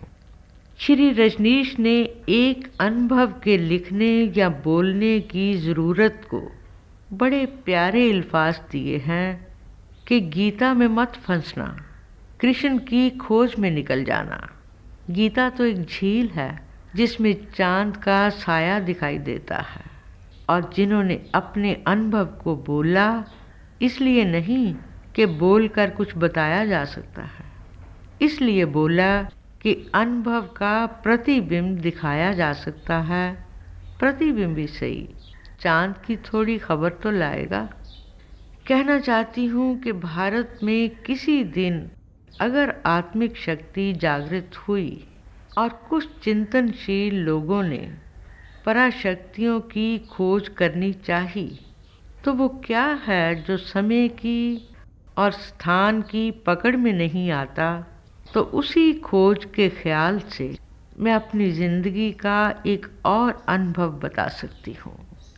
1984 का सितंबर महीना था, जब मध्य प्रदेश के अशोकनगर वाले पंडित कैलाशपति जी ने मुझे कहा कि जिस इंदिरा जी को तुम प्यार करती हो उनकी ज़िंदगी खतरे में है और एक भयानक घटना 15 नवंबर से पहले पहले घट जाएगी। मैं परेशान हुई, इसलिए कैलाशपति जी को इंदिरा जी के पास ले गई। करीब 1.5 घंटा इंदिरा जी उनकी बात सुनते रहे। कैलाशपति जी ने एक समाधान बताया कि अगर इंदिरा जी के हाथों समय का भारतीकरण हो जाए तो हो सकता है ये घटना टल जाए। उनका कहना था कि भारत में सूरज उदय से वक्त का क्रम शुरू होना चाहिए, यानी जब सूरज उदय होता है, रात के 12 बजे से नहीं। और साथ ही उन्होंने कहा कि जहाँ राजा विक्रमादित्य का जन्म हुआ था वो स्थान भारत की नाभि है, वहाँ पूजन होना चाहिए कि नाभि में से शक्ति का जागरण हो। कैलाशपति जी इस मुलाकात के बाद उदासीन थे और उन्होंने मुझे कहा अकेले में कि मैं नवरात्र में इंदिरा जी के लिए पूजन जरूर करूँगा, लेकिन लगता है ये होने वाली घटना टल नहीं सकती। और फिर वो वापस मध्य प्रदेश जा चुके थे जब इंदिरा जी ने 20 सितंबर को मुझे अकेले में बुलाया और पूछा कि समय का भारतीकरण कैसे संभव हो सकता है। मैं क्या कह सकती थी, ये तो हमारे साइंसदान ही बता सकते थे। सिर्फ इतना कहा कि सिक्योरिटी को सही अर्थों में सिक्योरिटी बना दीजिए और ख़ासकर 13 नवंबर तक के वक्त को बहुत एहतियात से गुजारिए। इंदिरा जी बहुत उदास थीं, कहने लगी खतरा तो है, केवल मुझे नहीं सारे देश को खतरा है। और साथ ही उनके मुंह से निकला मुझे तो चारों तरफ अंधेरा दिखाई देता है। और जब मैं वापस आने लगी, वो कमरे के बाहर तक छोड़ने आई तो दहलीज के पास खड़े होकर उन्होंने मेरे कंधे पर हाथ रख दिया और फिर हौले से मुस्करा दी, ऐसे जैसे कोई किसी को अलविदा कहता है। और फिर जब 30 अक्टूबर को वो हादसा हो गया, अचानक मेरा अपना हाथ मेरे अपने कंधे को छू कर देखने लगा, जहाँ एहसास हुआ कि इंदिरा जी का हाथ अब भी वहाँ है। जानती हूँ मेरे कंधे पर जो कुछ अंकित हो गया था वो मेरा अपना ही तड़पता हुआ एहसास था। और फिर 6 नवंबर की रात थी जब मैंने इंदिरा जी का प्राचीन जन्म देखा। और जब 15 नवंबर को तंत्र विज्ञान के ज्ञाता डॉक्टर ललन प्रसाद जी मिलने आए तो उनसे मैंने पूछा कि मैंने जो इंदिरा जी का प्राचीन जन्म देखा है क्या वो ठीक देखा है। उन्होंने सुना और कहा ठीक यही उनका प्राचीन जन्म था। और उन्हीं दिनों जब बीबीसी के लोग इंटरव्यू के लिए आए मेरे पास, मैंने कहा हमारे प्राचीन चिंतन में उस पल, उस क्षण, उस नक्षत्र को बड़ी अहमियत दी जाती है जब किसी का जन्म होता है। और फिर 27 और 28 नवंबर की रात थी। रात के 1:कुछ हुए थे जब सपने में एक इलाही नाद कान में पड़ने लगा। साथ ही आवाज़ सुनाई दी कि तूने खिलाई शक्तियों के अंतर संगीत की बात की थी, लेकिन वो संगीत तूने कभी सुना नहीं। सुनो, ये वही संगीत है। और दिखाई दे रहा था कि सामने रोशनी का एक बहुत बड़ा दायरा है, पूरे आसमान पर बना हुआ, जो बहुत रोशन कणों की सूरत में घूम रहा है। और उस दायरे के बीच में से जो नाद उठ रहा है, ऐसा इलाही नाद मैंने कभी नहीं सुना। और मैं एक दर्शक की तरह देख रही हूँ, दूर से नहीं बिल्कुल पास से। और फिर आवाज़ सुनाई देती है, ये वही क्षण है जिसकी तूने बात की थी, उसी क्षण का संगीत है जिस क्षण में इंदिरा जी का जन्म हुआ था। ये वही संगीत है जो इंदिरा जी के मन मस्तिष्क पर अंकित हो गया था। सामने कोई दिखाई नहीं देता और फिर अचानक वो संगीत बदल जाता है। रोशन कणों का दायरा उसी तरह रहता है, लेकिन वो कण चिंगारियों की तरह उड़ने लगते हैं, इतने कि उनमें से विस्फोट की आवाज़ें निकलती हैं और वो इलाही संगीत भयानक स्वरों में बदल जाता है। उस वक्त वो पहले वाली आवाज़ फिर सुनाई देती है। ये उस क्षण का खिलाई संगीत है जब इंदिरा जी को पहली गोली लगी थी। और फिर सामने आसमान नहीं रहता, समुंदर दिखाई देने लगता है और मैं उसके किनारे पर खड़ी हूँ। देखा अंधेरा इस कदर बढ़ता जा रहा है जैसे समुद्र में पानी नहीं, अंधेरा बह रहा हो। मैं पीछे को लौटती हूँ और एक पहाड़ी सी दिखाई देती है जहाँ कुछ ऊपर जाकर लगता है कि ये किसी किले का ऊपरी हिस्सा है। वहीं से नीचे की ओर बहुत सी सीढ़ियाँ दिखाई देती हैं और साथ ही सीढ़ियों में खड़ी इंदिरा जी। मेरी आंखें भर आती हैं, बोला नहीं जाता। तभी इंदिरा जी ऊपर की ओर देखती हैं और कहती हैं, देखो रोना नहीं, तुम्हें लिखना है। अभी तूने जो खिलाई संगीत सुना था उसे भी लिखना है। मैं तड़प कर कुछ कहना चाहती हूँ, पर तभी मेरे देखते देखते इंदिरा जी की सूरत लोप हो जाती है और सामने खाली सीढ़ियाँ दिखाई देती हैं। उन दिनों बल्गारिया के एक शायर ल्यूबोमीर लेब्चेव की एक नज़म बार बार याद आती रही कि ये मेरी ज़मीन कत्ल हुए शायरों की ज़मीन है। और मैं चीख कर कहना चाहती हूँ कि ये मेरी ज़मीन कत्ल हुए चिंतन की ज़मीन है।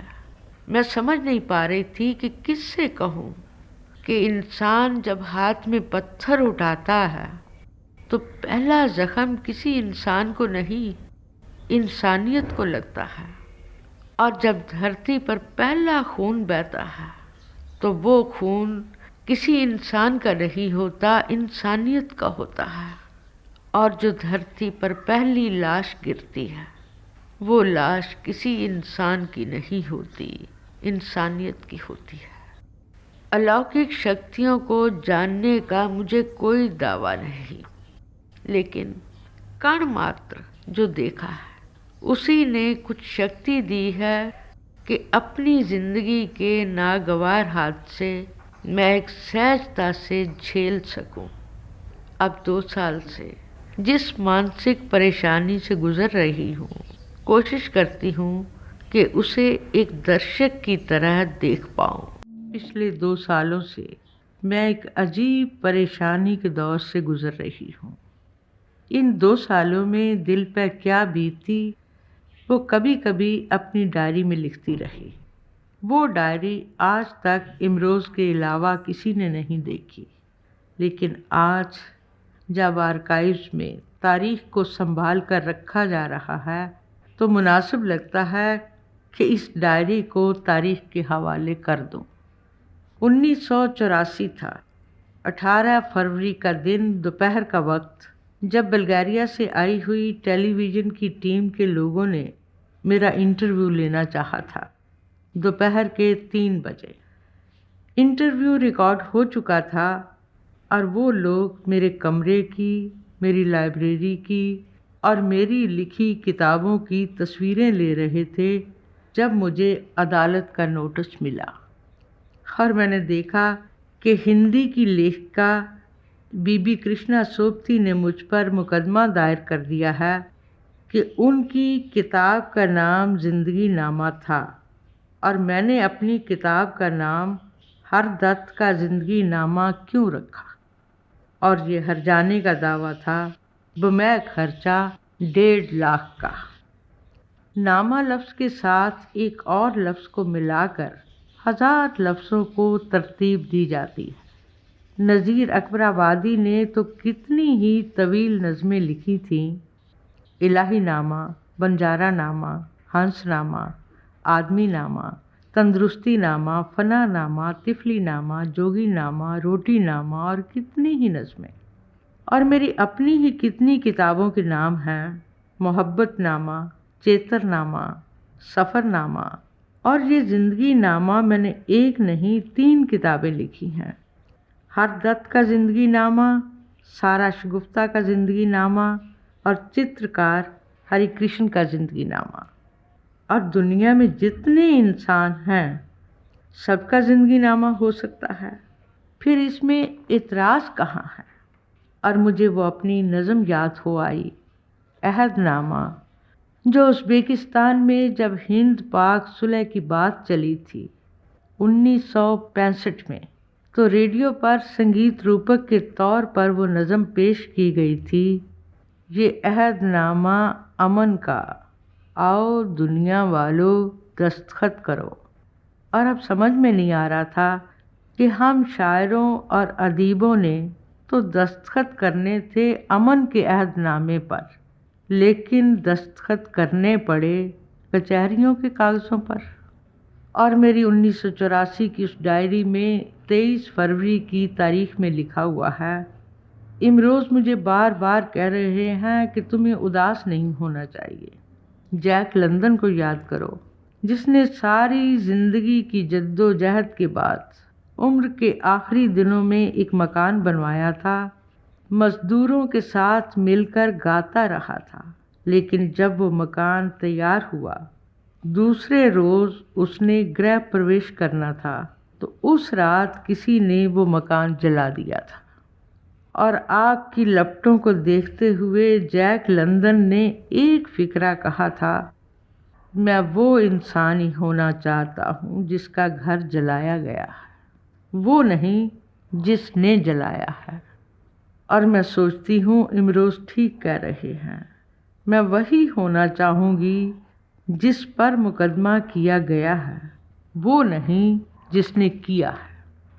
22 मार्च की तारीख में मेरी डायरी में लिखा हुआ है, आज मैंने इमरोज़ से कहा, भाई कृष्णा सोबती ने कचहरी में लिख कर दिया है कि ये लफ्ज़ ज़िंदगी नामा उनकी इंटेलेक्चुअल प्रॉपर्टी है, लेकिन ये नहीं बताया कि ये प्रॉपर्टी, ये जायदाद उसने अपनी कमाई से बनाई है या उसे विरासत में मिली है।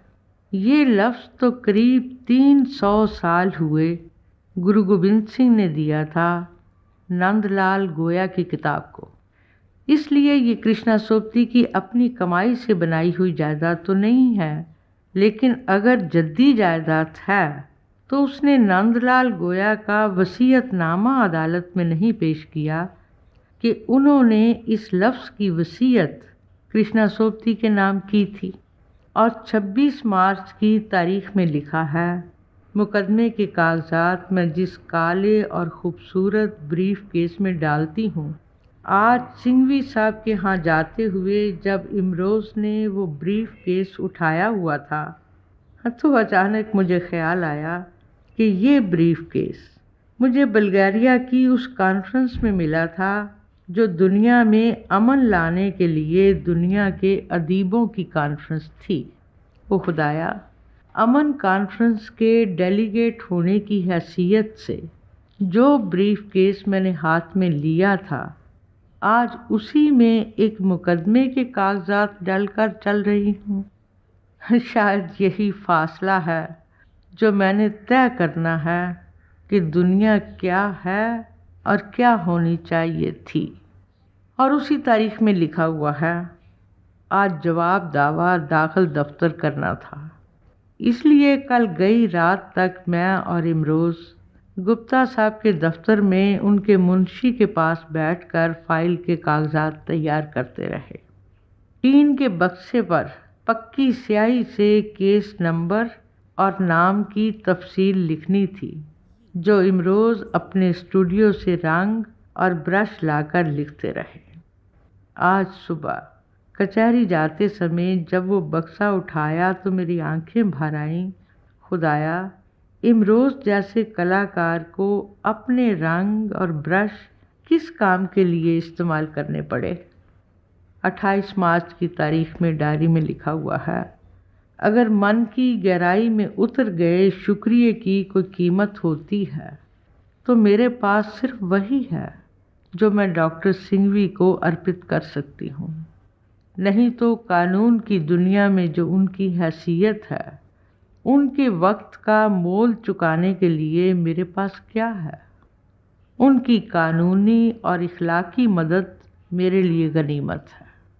उन्होंने जब लाला राम गुप्ता जी से कहा कि ये मेरे घर का मुकदमा है तो वो भी साथ हो लिए, और अनूप सिंह जी कितने दिल निवाज हैं ये तभी जाना जब उनसे वास्ता पड़ा। मेरा इत्काद है कि असल लेखक अपने पाठकों की रगों में जीता है, लेकिन जवाब दावे में जब वो सब रिसाले अदालत में पेश करने पड़े जिनके ख़ास शुमारे मेरी ज़िंदगी और तख्लीक से वाबस्ता थे और साथ ही अलग अलग यूनिवर्सिटियों से मिली हुई ऑनरेरी डी लिट की कॉपियाँ भी, तो खुदा जानता है दिल पर क्या बीती। खुदाया ये कैसा वक्त है कि अपने पाठकों की रगों में जीने वाले मेरे इत्काद को आज ये दिन भी देखना पड़ा। 4 अप्रैल की तारीख में लिखा हुआ है, मुकदमे की पहली पेशी आज थी, लेकिन हाई कोर्ट में वकीलों की स्ट्राइक थी, इसलिए पेशी मुलतवी हो गई और अगली पेशी की तारीख मिली 1 मई। 1 मई दुनिया भर के मज़दूरों का दिन, और कलम की मज़दूरी में ये दिन भी आना था। खुदा जाने ये वक्त का कैसा मजाक है। और 13 अप्रैल की रात को जो सपना देखा वो उसी तारीख में डायरी में दर्ज है। देखा कि अदालत का कमरा लोगों से भरा हुआ है और मैं इत्मीनान से देखती हूँ कि मेरी तरफ से सब कानूनदान बैठे हैं, सिंघवी साहब भी, गुप्ता साहब भी, त्रिखा साहब भी और अनूप सिंह जी भी। फिर सामने देखती हूँ जज की कुर्सी की तरफ और देखती हूँ कि वहाँ एक औरत बैठी है जो मेरी फाइल को हाथ में लिए देख रही है और फिर कहती है, ये मुकदमा बेबुनियाद है, मैं इसे खारिज करती हूँ। और फिर देखती हूँ कि कमरे में और कोई नहीं उस औरत जज के अलावा।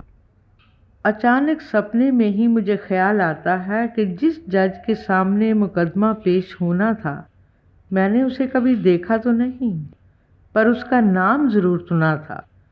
फिर उस मर्द जज की जगह आज ये औरत जज कौन है? मैं हैरानी से उसका शुक्रिया अदा करने के लिए आगे बढ़ती हूँ तो वो प्यारा सा मुस्करा देती है, कहती है, तुम यही सोच रही हो ना कि मैं कौन हूँ?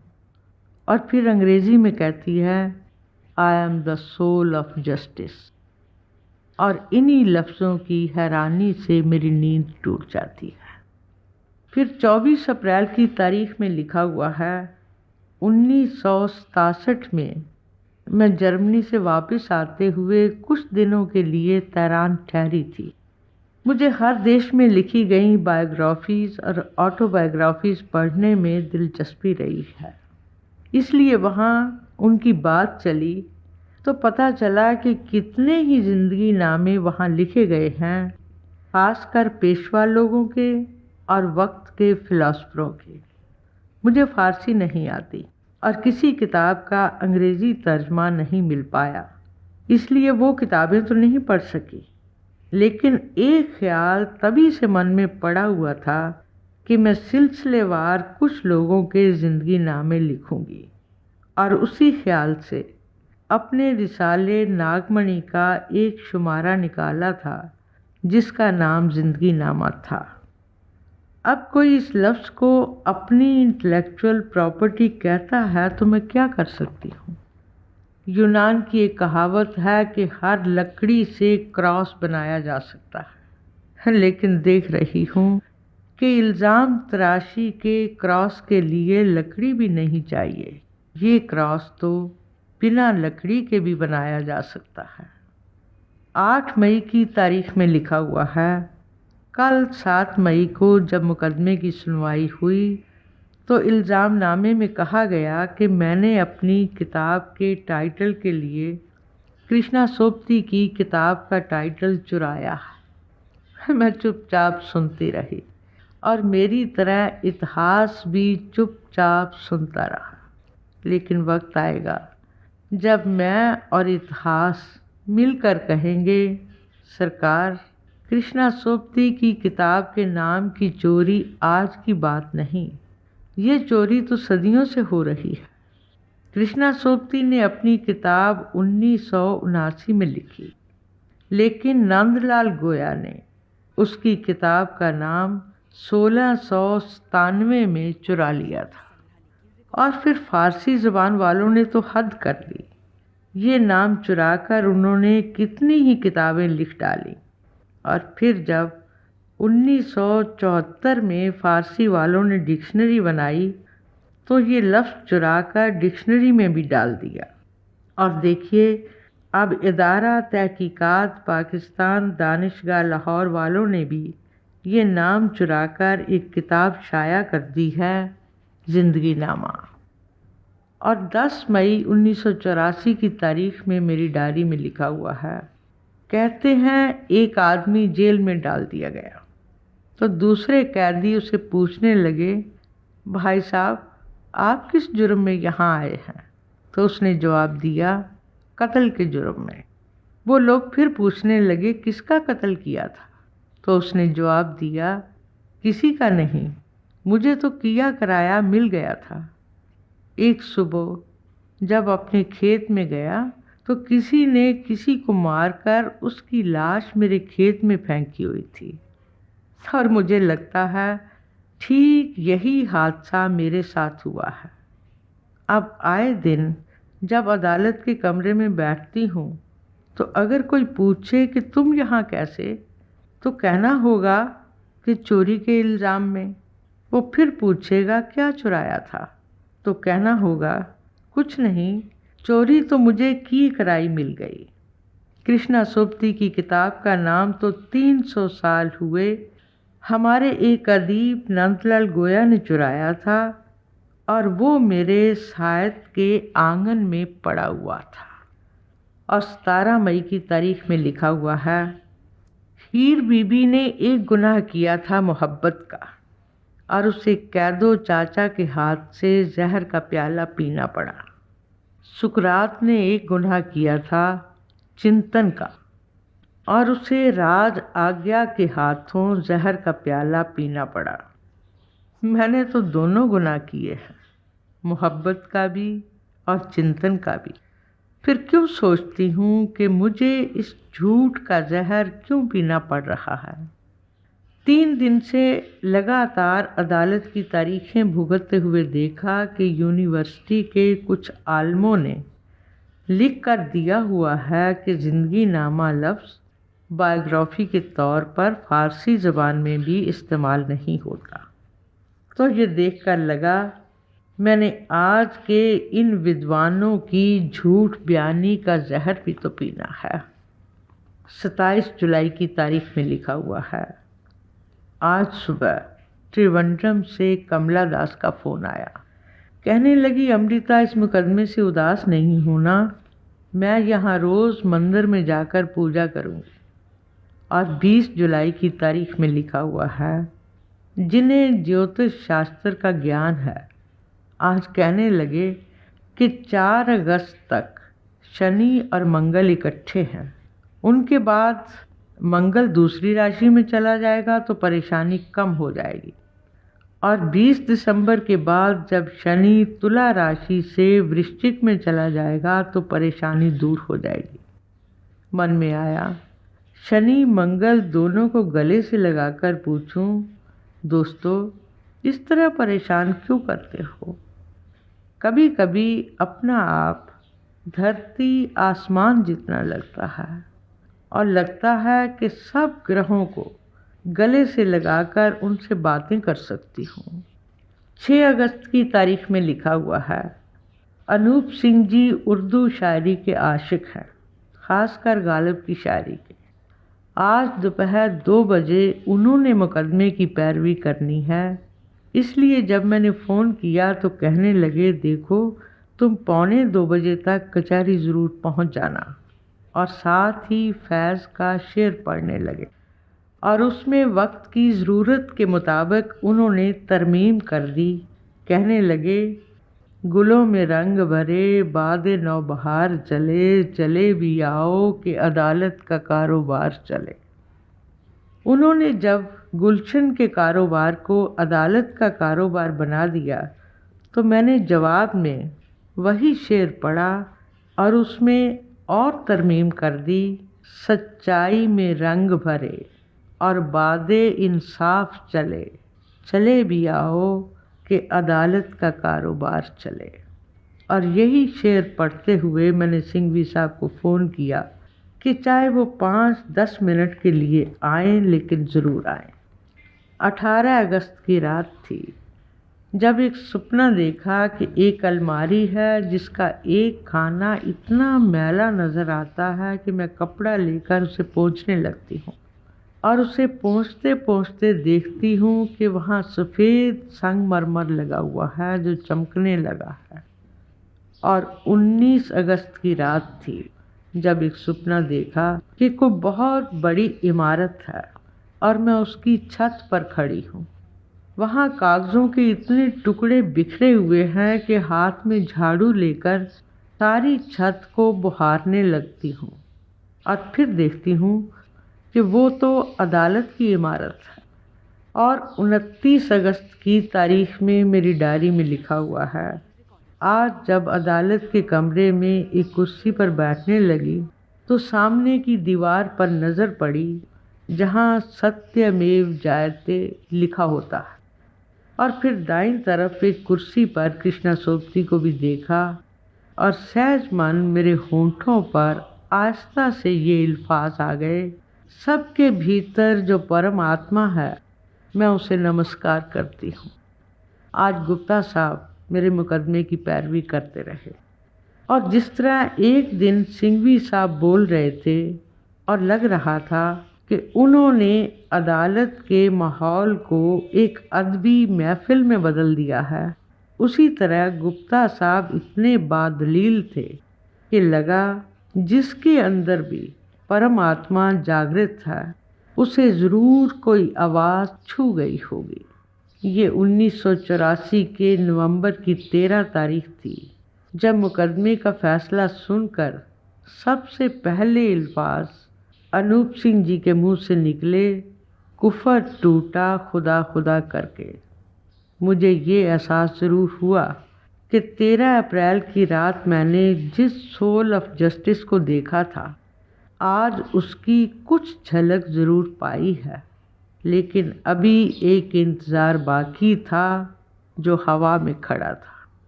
ये फैसला इस पहलू से था कि ये पायरेसी नहीं है, किताबों के नाम भी अलग अलग हैं, साइज़ भी, रंग भी, हुजम भी और उनकी कीमतें भी, इसलिए पायरेसी नहीं है। लेकिन एक और फैसला बाकी था कि ये लफ्ज़ कृष्णा सोबती का इजाद किया हुआ है या नहीं जानती ये फैसला कब होगा। और फिर 1985 के 6 जून की रात थी जब नींद में देखा कि मैं किसी और प्लेनेट पर गई हूँ जहाँ मेरे पैर तो किसी ज़मीन पर हैं, लेकिन बदन इतना हल्का महसूस होता है फूल की तरह, जैसे उसका कोई वज़न नहीं होता। देखा कि हरी घास के मीलों लंबे मैदान में कुछ पगडंडियाँ तो दिखाई देती हैं, पर वहाँ चलता हुआ कोई इंसान दिखाई नहीं देता। बहुत दूर इंसानी आकार के कुछ सफ़ेद से साए ज़रूर दिखाई देते हैं और कुछ नहीं। वहाँ मेरे पास कोई कुछ कहने या पूछने वाला नहीं, लेकिन एक आवाज़ आती है, इंटरनेशनल कोर्ट की तरह यहाँ एक इंटर प्लैनेट कोर्ट है। और मैं जैसे हवा से मुखातिब हूँ, कहती हूँ, मैं इंटर प्लैनेट कोर्ट से कहना चाहती हूँ कि हिंदुस्तान में मेरे पर एक मुकदमा चल रहा है, ये कोर्ट उसका फ़ैसला कर दे। मैं सोल ऑफ जस्टिस को देखना चाहती हूँ। ये बात मैं किसे कह रही हूँ कुछ पता नहीं, लेकिन एक आवाज़ आती है, मुकदमे का नंबर क्या है? मैं कहती हूँ सूट नंबर 197-1984 और मेरी अपनी आवाज़ से मेरी नींद टूट जाती है। नामा लफ्ज़ के साथ कोई दूसरा लफ्ज़ जोड़कर उसे इस्तेमाल करना सदियों से चली आ रही एक तरकीब है और इस तरकीब से बनाए हुए सब लफ्ज़ों का जिक्र किसी भी डिक्शनरी में नहीं होता। लेकिन मैंने 10-10 कदम फ़ारसी के आलम अब्बास आरियानपुर काशानी और मनु चेहर आरियानपुर काशानी के नाम पर चलने हैं, जिन्होंने 1974 में कंसाइज इंग्लिश पर्शियन डिक्शनरी प्रकाशित की और उसमें बायोग्राफी के अर्थों में इस्तेमाल होने वाले लफ्ज़ों जीस्तनामा, बियोग्राफी, तारीख़-चाए ज़िंदगी और तज़किरा के साथ ज़िंदगी नामा लफ्ज़ को भी शामिल किया। ज़ाहिर किस्मत की अदालत की कार्रवाई के लिए मुझे श्री LM सिंघवी मिले, श्री लाला राम गुप्ता मिले और बहुत ही दिलनवाज अनूप सिंह मिले, जिनके नाम पर मैंने कई 10-10 कदम चलने हैं। कभी नहीं भूल पाऊंगी कि सिंघवी साहब के पहले अल्फाज थे, हमारी तरफ से जो भी दलील दी जाएगी, जो भी हवाला दिया जाएगा, उसकी बुनियाद सच पर होगी। मैंने और 10 कदम मसूद मुनव्वर के नाम पर चलने हैं, जिनकी उर्दू गज़ल में इस लफ्ज़ का इस्तेमाल आता है, तू मेरा ज़िंदगी नामा है मेरी जान, मगर मैं तुझे खुद से जुदा करके भी जी सकता हूँ।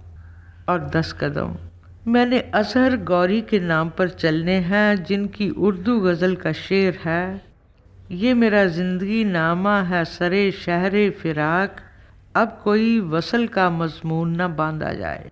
और मैंने 10 कदम टोंक यूनिवर्सिटी राजस्थान की Arabic and Persian research institute के नाम पर चलने हैं, जिनके डायरेक्टर शौकत अली ख़ान साहब ने फ़ारसी के वो अशार लिखकर मुझे भेजे जिनमें कभी ज़िंदगी नामा लफ्ज़ का इस्तेमाल हुआ था।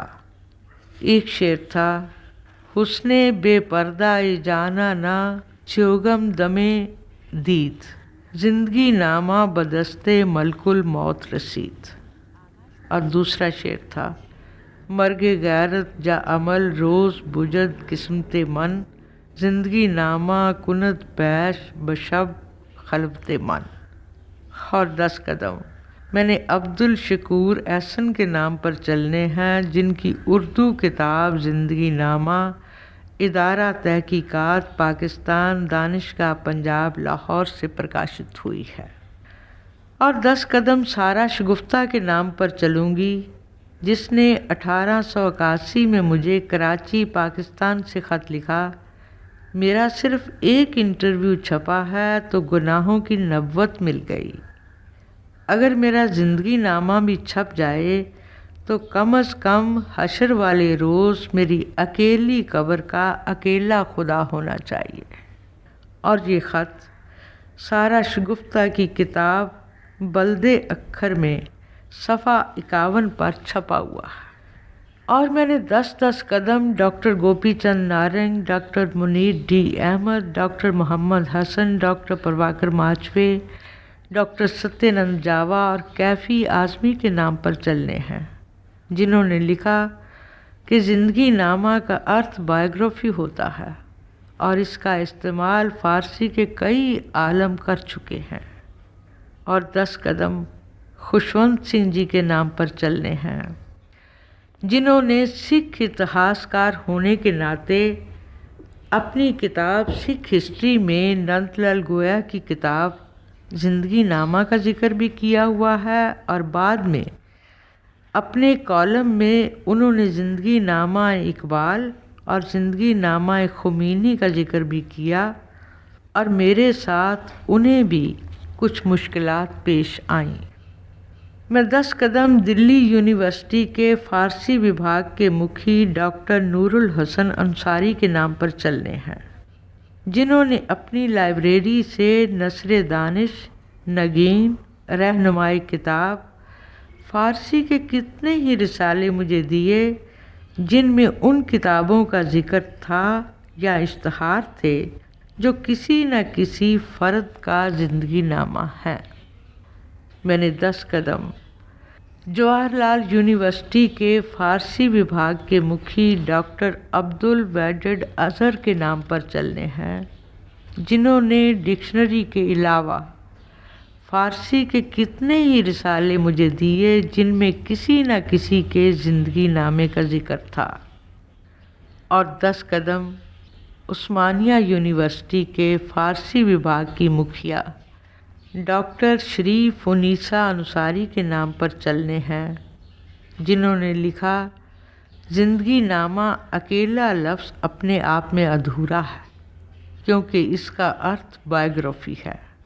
इसलिए किसी का नाम इसके साथ होना चाहिए कि ये किसकी बायोग्राफी है। इसलिए हरदत्त का ज़िंदगी नामा इस लफ्ज़ का पूरा इस्तेमाल है। और 10 कदम मैंने डॉक्टर ज़ोए अंसारी के नाम पर चलने हैं, जिनकी लाइब्रेरी में कितनी ही किताबों के हवाले पड़े हुए हैं। और 10 कदम मैंने पाकिस्तान के अदीब अफजल एहसन रंधावा के नाम पर चलने हैं, जिन्होंने अपनी पंजाबी किताब दुआबा में सफ़ा 9 पर एक शेर लिखा है, चेहरे रंग अखां जिंदगी नामा, रुखां दा एक जिंदगी नामा हुंदा है ते इंसान दा भी। और ये सब कुछ सोचते हुए मेरे भीतर से एक महक जैसा एहसास आया कि मैं 10 कदम उस तमन्ना के नाम पर चलूँगी जो मेरी तमन्ना है, लेकिन कृष्णा सोबती के लिए है कि वो खुद से दूर जाकर भी खुद तक लौट आए, यानी कृष्णा सोबती तक लौट आए। मैं मानती हूँ कि जो राह खुद से दूर ले जाती है, इंसान चाहे तो वही राह उसे वापस खुद तक ला सकती है। आज 29 जनवरी 1986 के दिन रेडियो आर्काइव्स के लिए ये सारी दास्तान रिकॉर्ड करते हुए मुझे एक हैरत सी हुई है कि 1984 के एक सपने में ठीक यही दस्तावेज़ थे, यही फ़ारसी किताबों के हवाले जो फ़ारसी ज़बान के कुछ आलमों की आवाज़ में मैंने रिकॉर्ड किए थे, जिनके टेप मेरे हाथ में पकड़े हुए थे और मैं उन्हें ब्रॉडकास्ट करने के लिए स्टूडियो में जा रही थी कि स्टूडियो की तरफ जाता हुआ कॉरिडोर का रास्ता इतना लंबा हो गया जो ख़त्म होने में नहीं आता था। सामने स्टूडियो की लाल बत्ती भी दिखाई दे रही थी, लेकिन फिर भी वहाँ पहुँचा नहीं जा रहा था और इसी घबराहट में मेरी नींद टूट गई थी। बहुत से लोगों को अब याद नहीं होगा कि इसी दिल्ली रेडियो पर मैंने 16 बरस काम किया था। 1948 से लेकर 1960 तक 12 साल रोज़ाना मैं पंजाबी प्रोग्राम पेश किया करती थी और फिर 4 साल हफ्ते में एक बार पेश करती रही। और 1984 में वही देखा कि अब भी हाथों में टेप लिए मैं स्टूडियो की तरफ जा रही हूँ और वक्त के कुछ दस्तावेज़ हैं जो तारीख़ के हवाले करना चाहती हूँ। और आज 1986 में ठीक वही दस्तावेज़ हैं जो अपनी आवाज़ में रिकॉर्ड कर रही हूँ, तो एक हैरत सी हो आई है कि 2 साल पहले जो सपना देखा वो आज एक हकीकत की सूरत में कैसे बदल गया। उन सालों में जब मैं रेडियो को सुनने वालों के ख़तों का जवाब दिया करती थी तो कहा करती थी, आवाज़ की दुनिया के दोस्तों, आपका ख़त मिला। और आज बरसों बाद जब आपसे मुखातिब हूँ तो कहना चाहती हूँ, आवाज़ की दुनिया के दोस्तों, ये है मेरी ज़िंदगी की दास्तान, मेरे चिंतन की यात्रा। और आपको याद होगा कि इंदिरा जी को जब पहली गोली लगी तो उनके मुंह से एक ही फिक्रा निकला था, ये क्या कर रहे हो। और आज जब मैं अपने देश की और लोगों की हालत देखती हूँ, बरसों से देख रही हूँ, इंसान में इस कदर बढ़ती हुई रिश्वतखोरी, बद इखलाकी और बद दिमागी तो लगता है यही कहते कहते मेरी जिंदगी गुजर जाएगी। अरे ये क्या कर रहे हो? आपको याद होगा कि जंगलों वनों में घूमते हुए जब पांडवों को प्यास लगी तो सूखते होंठों से वो पानी का एक झरना खोजने लगे। सबसे पहले नकुल ने पानी देखा और तड़पते होंठों से पानी को जल्दी से पी लेना चाहा। उस वक्त पानी की आत्मा ने 7 प्रश्न किए थे और कहा था कि नकुल, मेरे सवालों का जवाब दिए बिना पानी को मत छूना, नहीं तो मूर्छित हो जाओगे। लेकिन नकुल का मन अपनी प्यास से जुड़ा हुआ था, पानी की आत्मा से नहीं। उसने प्रश्न सुने, जवाब नहीं दिया, पानी पी लिया और वहीं पानी के किनारे गिर गया। इसी तरह भीम, अर्जुन और सहदेव भी बारी बारी से आए, पानी को देखा और जल्दी से पानी पी लिया। पानी की आत्मा ने जो प्रश्न पूछे थे उनका जवाब नहीं दिया और बारी बारी से मूर्छित होकर वही पानी के किनारे पर गिर गए। अंत में युधिष्ठिर आए। उन्होंने पानी की आत्मा के प्रश्न सुने और हर प्रश्न का जवाब अपने चिंतन में से खोज कर दिया। और जब पानी की आत्मा संतुष्ट हो गई तो युधिष्ठिर ने वरदान मांगा कि उनके सब भाइयों की मूर्छना टूट जाए। हम लोग 1947 में 15 अगस्त की रात को जब गुलामी के जंगल में भटकते हुए जिल्लत के कांटों से जख्मी हो चुके अपने देश की स्वतंत्रता के दरवाजे तक पहुंच गए तो स्वतंत्रता की आत्मा ने हमसे भी 7 प्रश्न किए थे। पहला प्रश्न था, स्वतंत्रता लफ्ज़ का ज्ञाता कौन है? दूसरा प्रश्न था, स्वतंत्रता का अधिकारी कौन होता है? तीसरा प्रश्न था, क्या सत्ता आत्मशक्ति होती है? चौथा प्रश्न था, क्या सत्ता और स्वतंत्रता का कोई आत्मिक संबंध होता है? पांचवा प्रश्न था, क्या स्वतंत्रता भिक्षा की तरह ली या दी जा सकती है? छठा प्रश्न था, क्या स्वतंत्रता छीनी या लूटी जा सकती है? और सातवां प्रश्न था, क्या आचरण की शक्ति के बिना स्वतंत्रता धारण की जा सकती है? हम सब जानते हैं कि स्वतंत्रता की आत्मा ने हमसे जितने भी सवाल पूछे, हमने किसी का जवाब नहीं दिया। हम जल्दी से सब कुछ भोग लेना चाहते थे। जिसको जितना भी मौका मिला, किसी भी अधिकार से या किसी भी पदवी से, उसने उतना ही ज़्यादा भोग लेना चाहा। और जिसको नहीं मिला, उसने किसी भी तरह अधिकार को, सत्ता को मांग लेना चाहा, छीन लेना चाहा, लूट लेना चाहा। और आज हम सभी एक मूर्छित अवस्था में जी रहे हैं। मेरी नज़र में 5 पांडव, 5 तत्व हमारे शरीर की 5 शक्तियों के नाम हैं और जिनमें 4 पांडव नकुल, भीम, अर्जुन और सहदेव हैं, तो 5वां युधिष्ठिर भी हमारे अंतर में है जो इन सवालों के जवाब दे सकता है। आवाज़ की दुनिया के दोस्तों, इसी हमारे भीतर के युधिष्ठिर ने वर्तमान की आवाज़ को सुनना है, समझना है और उस आवाज़ के हर सवाल का जवाब देना है अपने चिंतन से और अपने कर्म से। आपको याद होगा कि पांडव काल में जब पानी की आत्मा ने कहा था, युधिष्ठिर ये बताओ कि सूरज किस चीज़ में सम्मानित होता है और किस चीज़ में अपमानित होता है।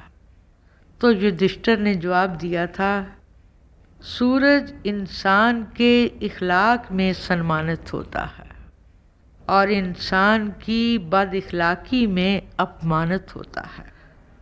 और आवाज़ की दुनिया के दोस्तों, आज मैं यही कहना चाहती हूँ एक बहुत बड़ी हसरत से कि मैं अपने देश में सूरज को सम्मानित होते देखना चाहती हूँ। इच्छा योग, शास्त्र योग और सामर्थ्य योग।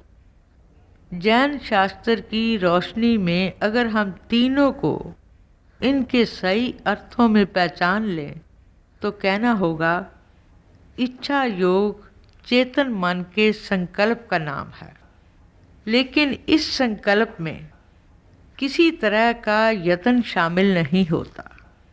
और शास्त्र योग मस्तक के संकल्प का नाम है, ज्ञान को धारण करने का नाम है।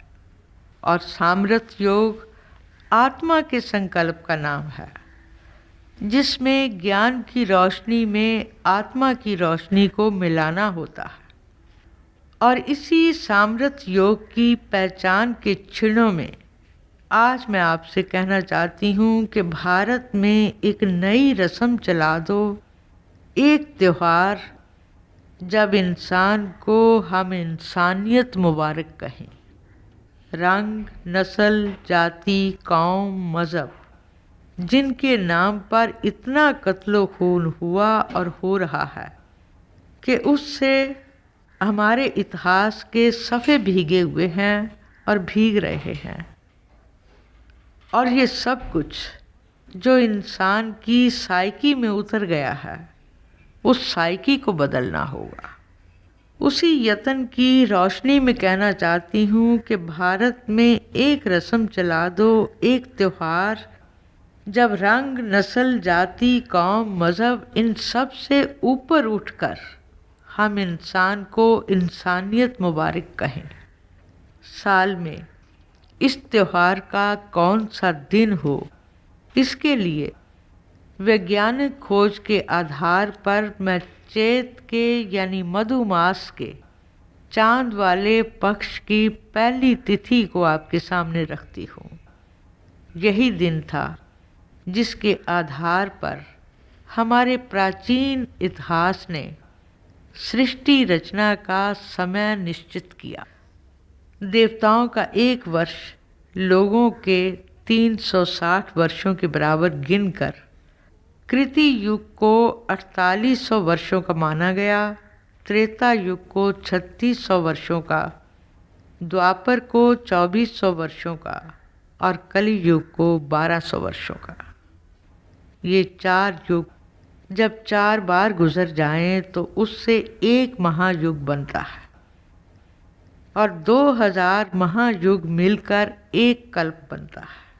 और अब तक 27 कल्प बीत चुके हैं सृष्टि को बने हुए और 28वां चल रहा है। इसी कालखंड के मुताबिक अब 1986 में सृष्टि संवत 1,58,58,85,86 वर्ष का हो चुका है। खिलाई शक्तियों का अग्निगोला 1000 वर्ष तक जब पानियों पर तैरता रहा तो फिर उसी से इंसान का पहला इंसान पैदा हुआ, उसी गोले से। उसी पहले इंसान ने अपने को 2 हिस्सों में बांट लिया, जिसमें एक हिस्सा पुरुष हुआ और एक हिस्सा स्त्री। ये रंग, नस्ल, जाति, कौम, मज़हब सब बात की बातें हैं। रचना के क्षण में ये सब नहीं था, इसलिए उसी चिन्ह की अलौकिकता को पहचान कर एक रस्म चला दो कि जिस दिन से सृष्टि संवत शुरू हुआ, उसी मधुमास के चांद वाले पक्ष की पहली तिथि को हम एक दूसरे को इंसानियत मुबारक कहें और दोस्ती का एक सफ़ेद धागा एक दूसरे की कलाई पर बांध दें।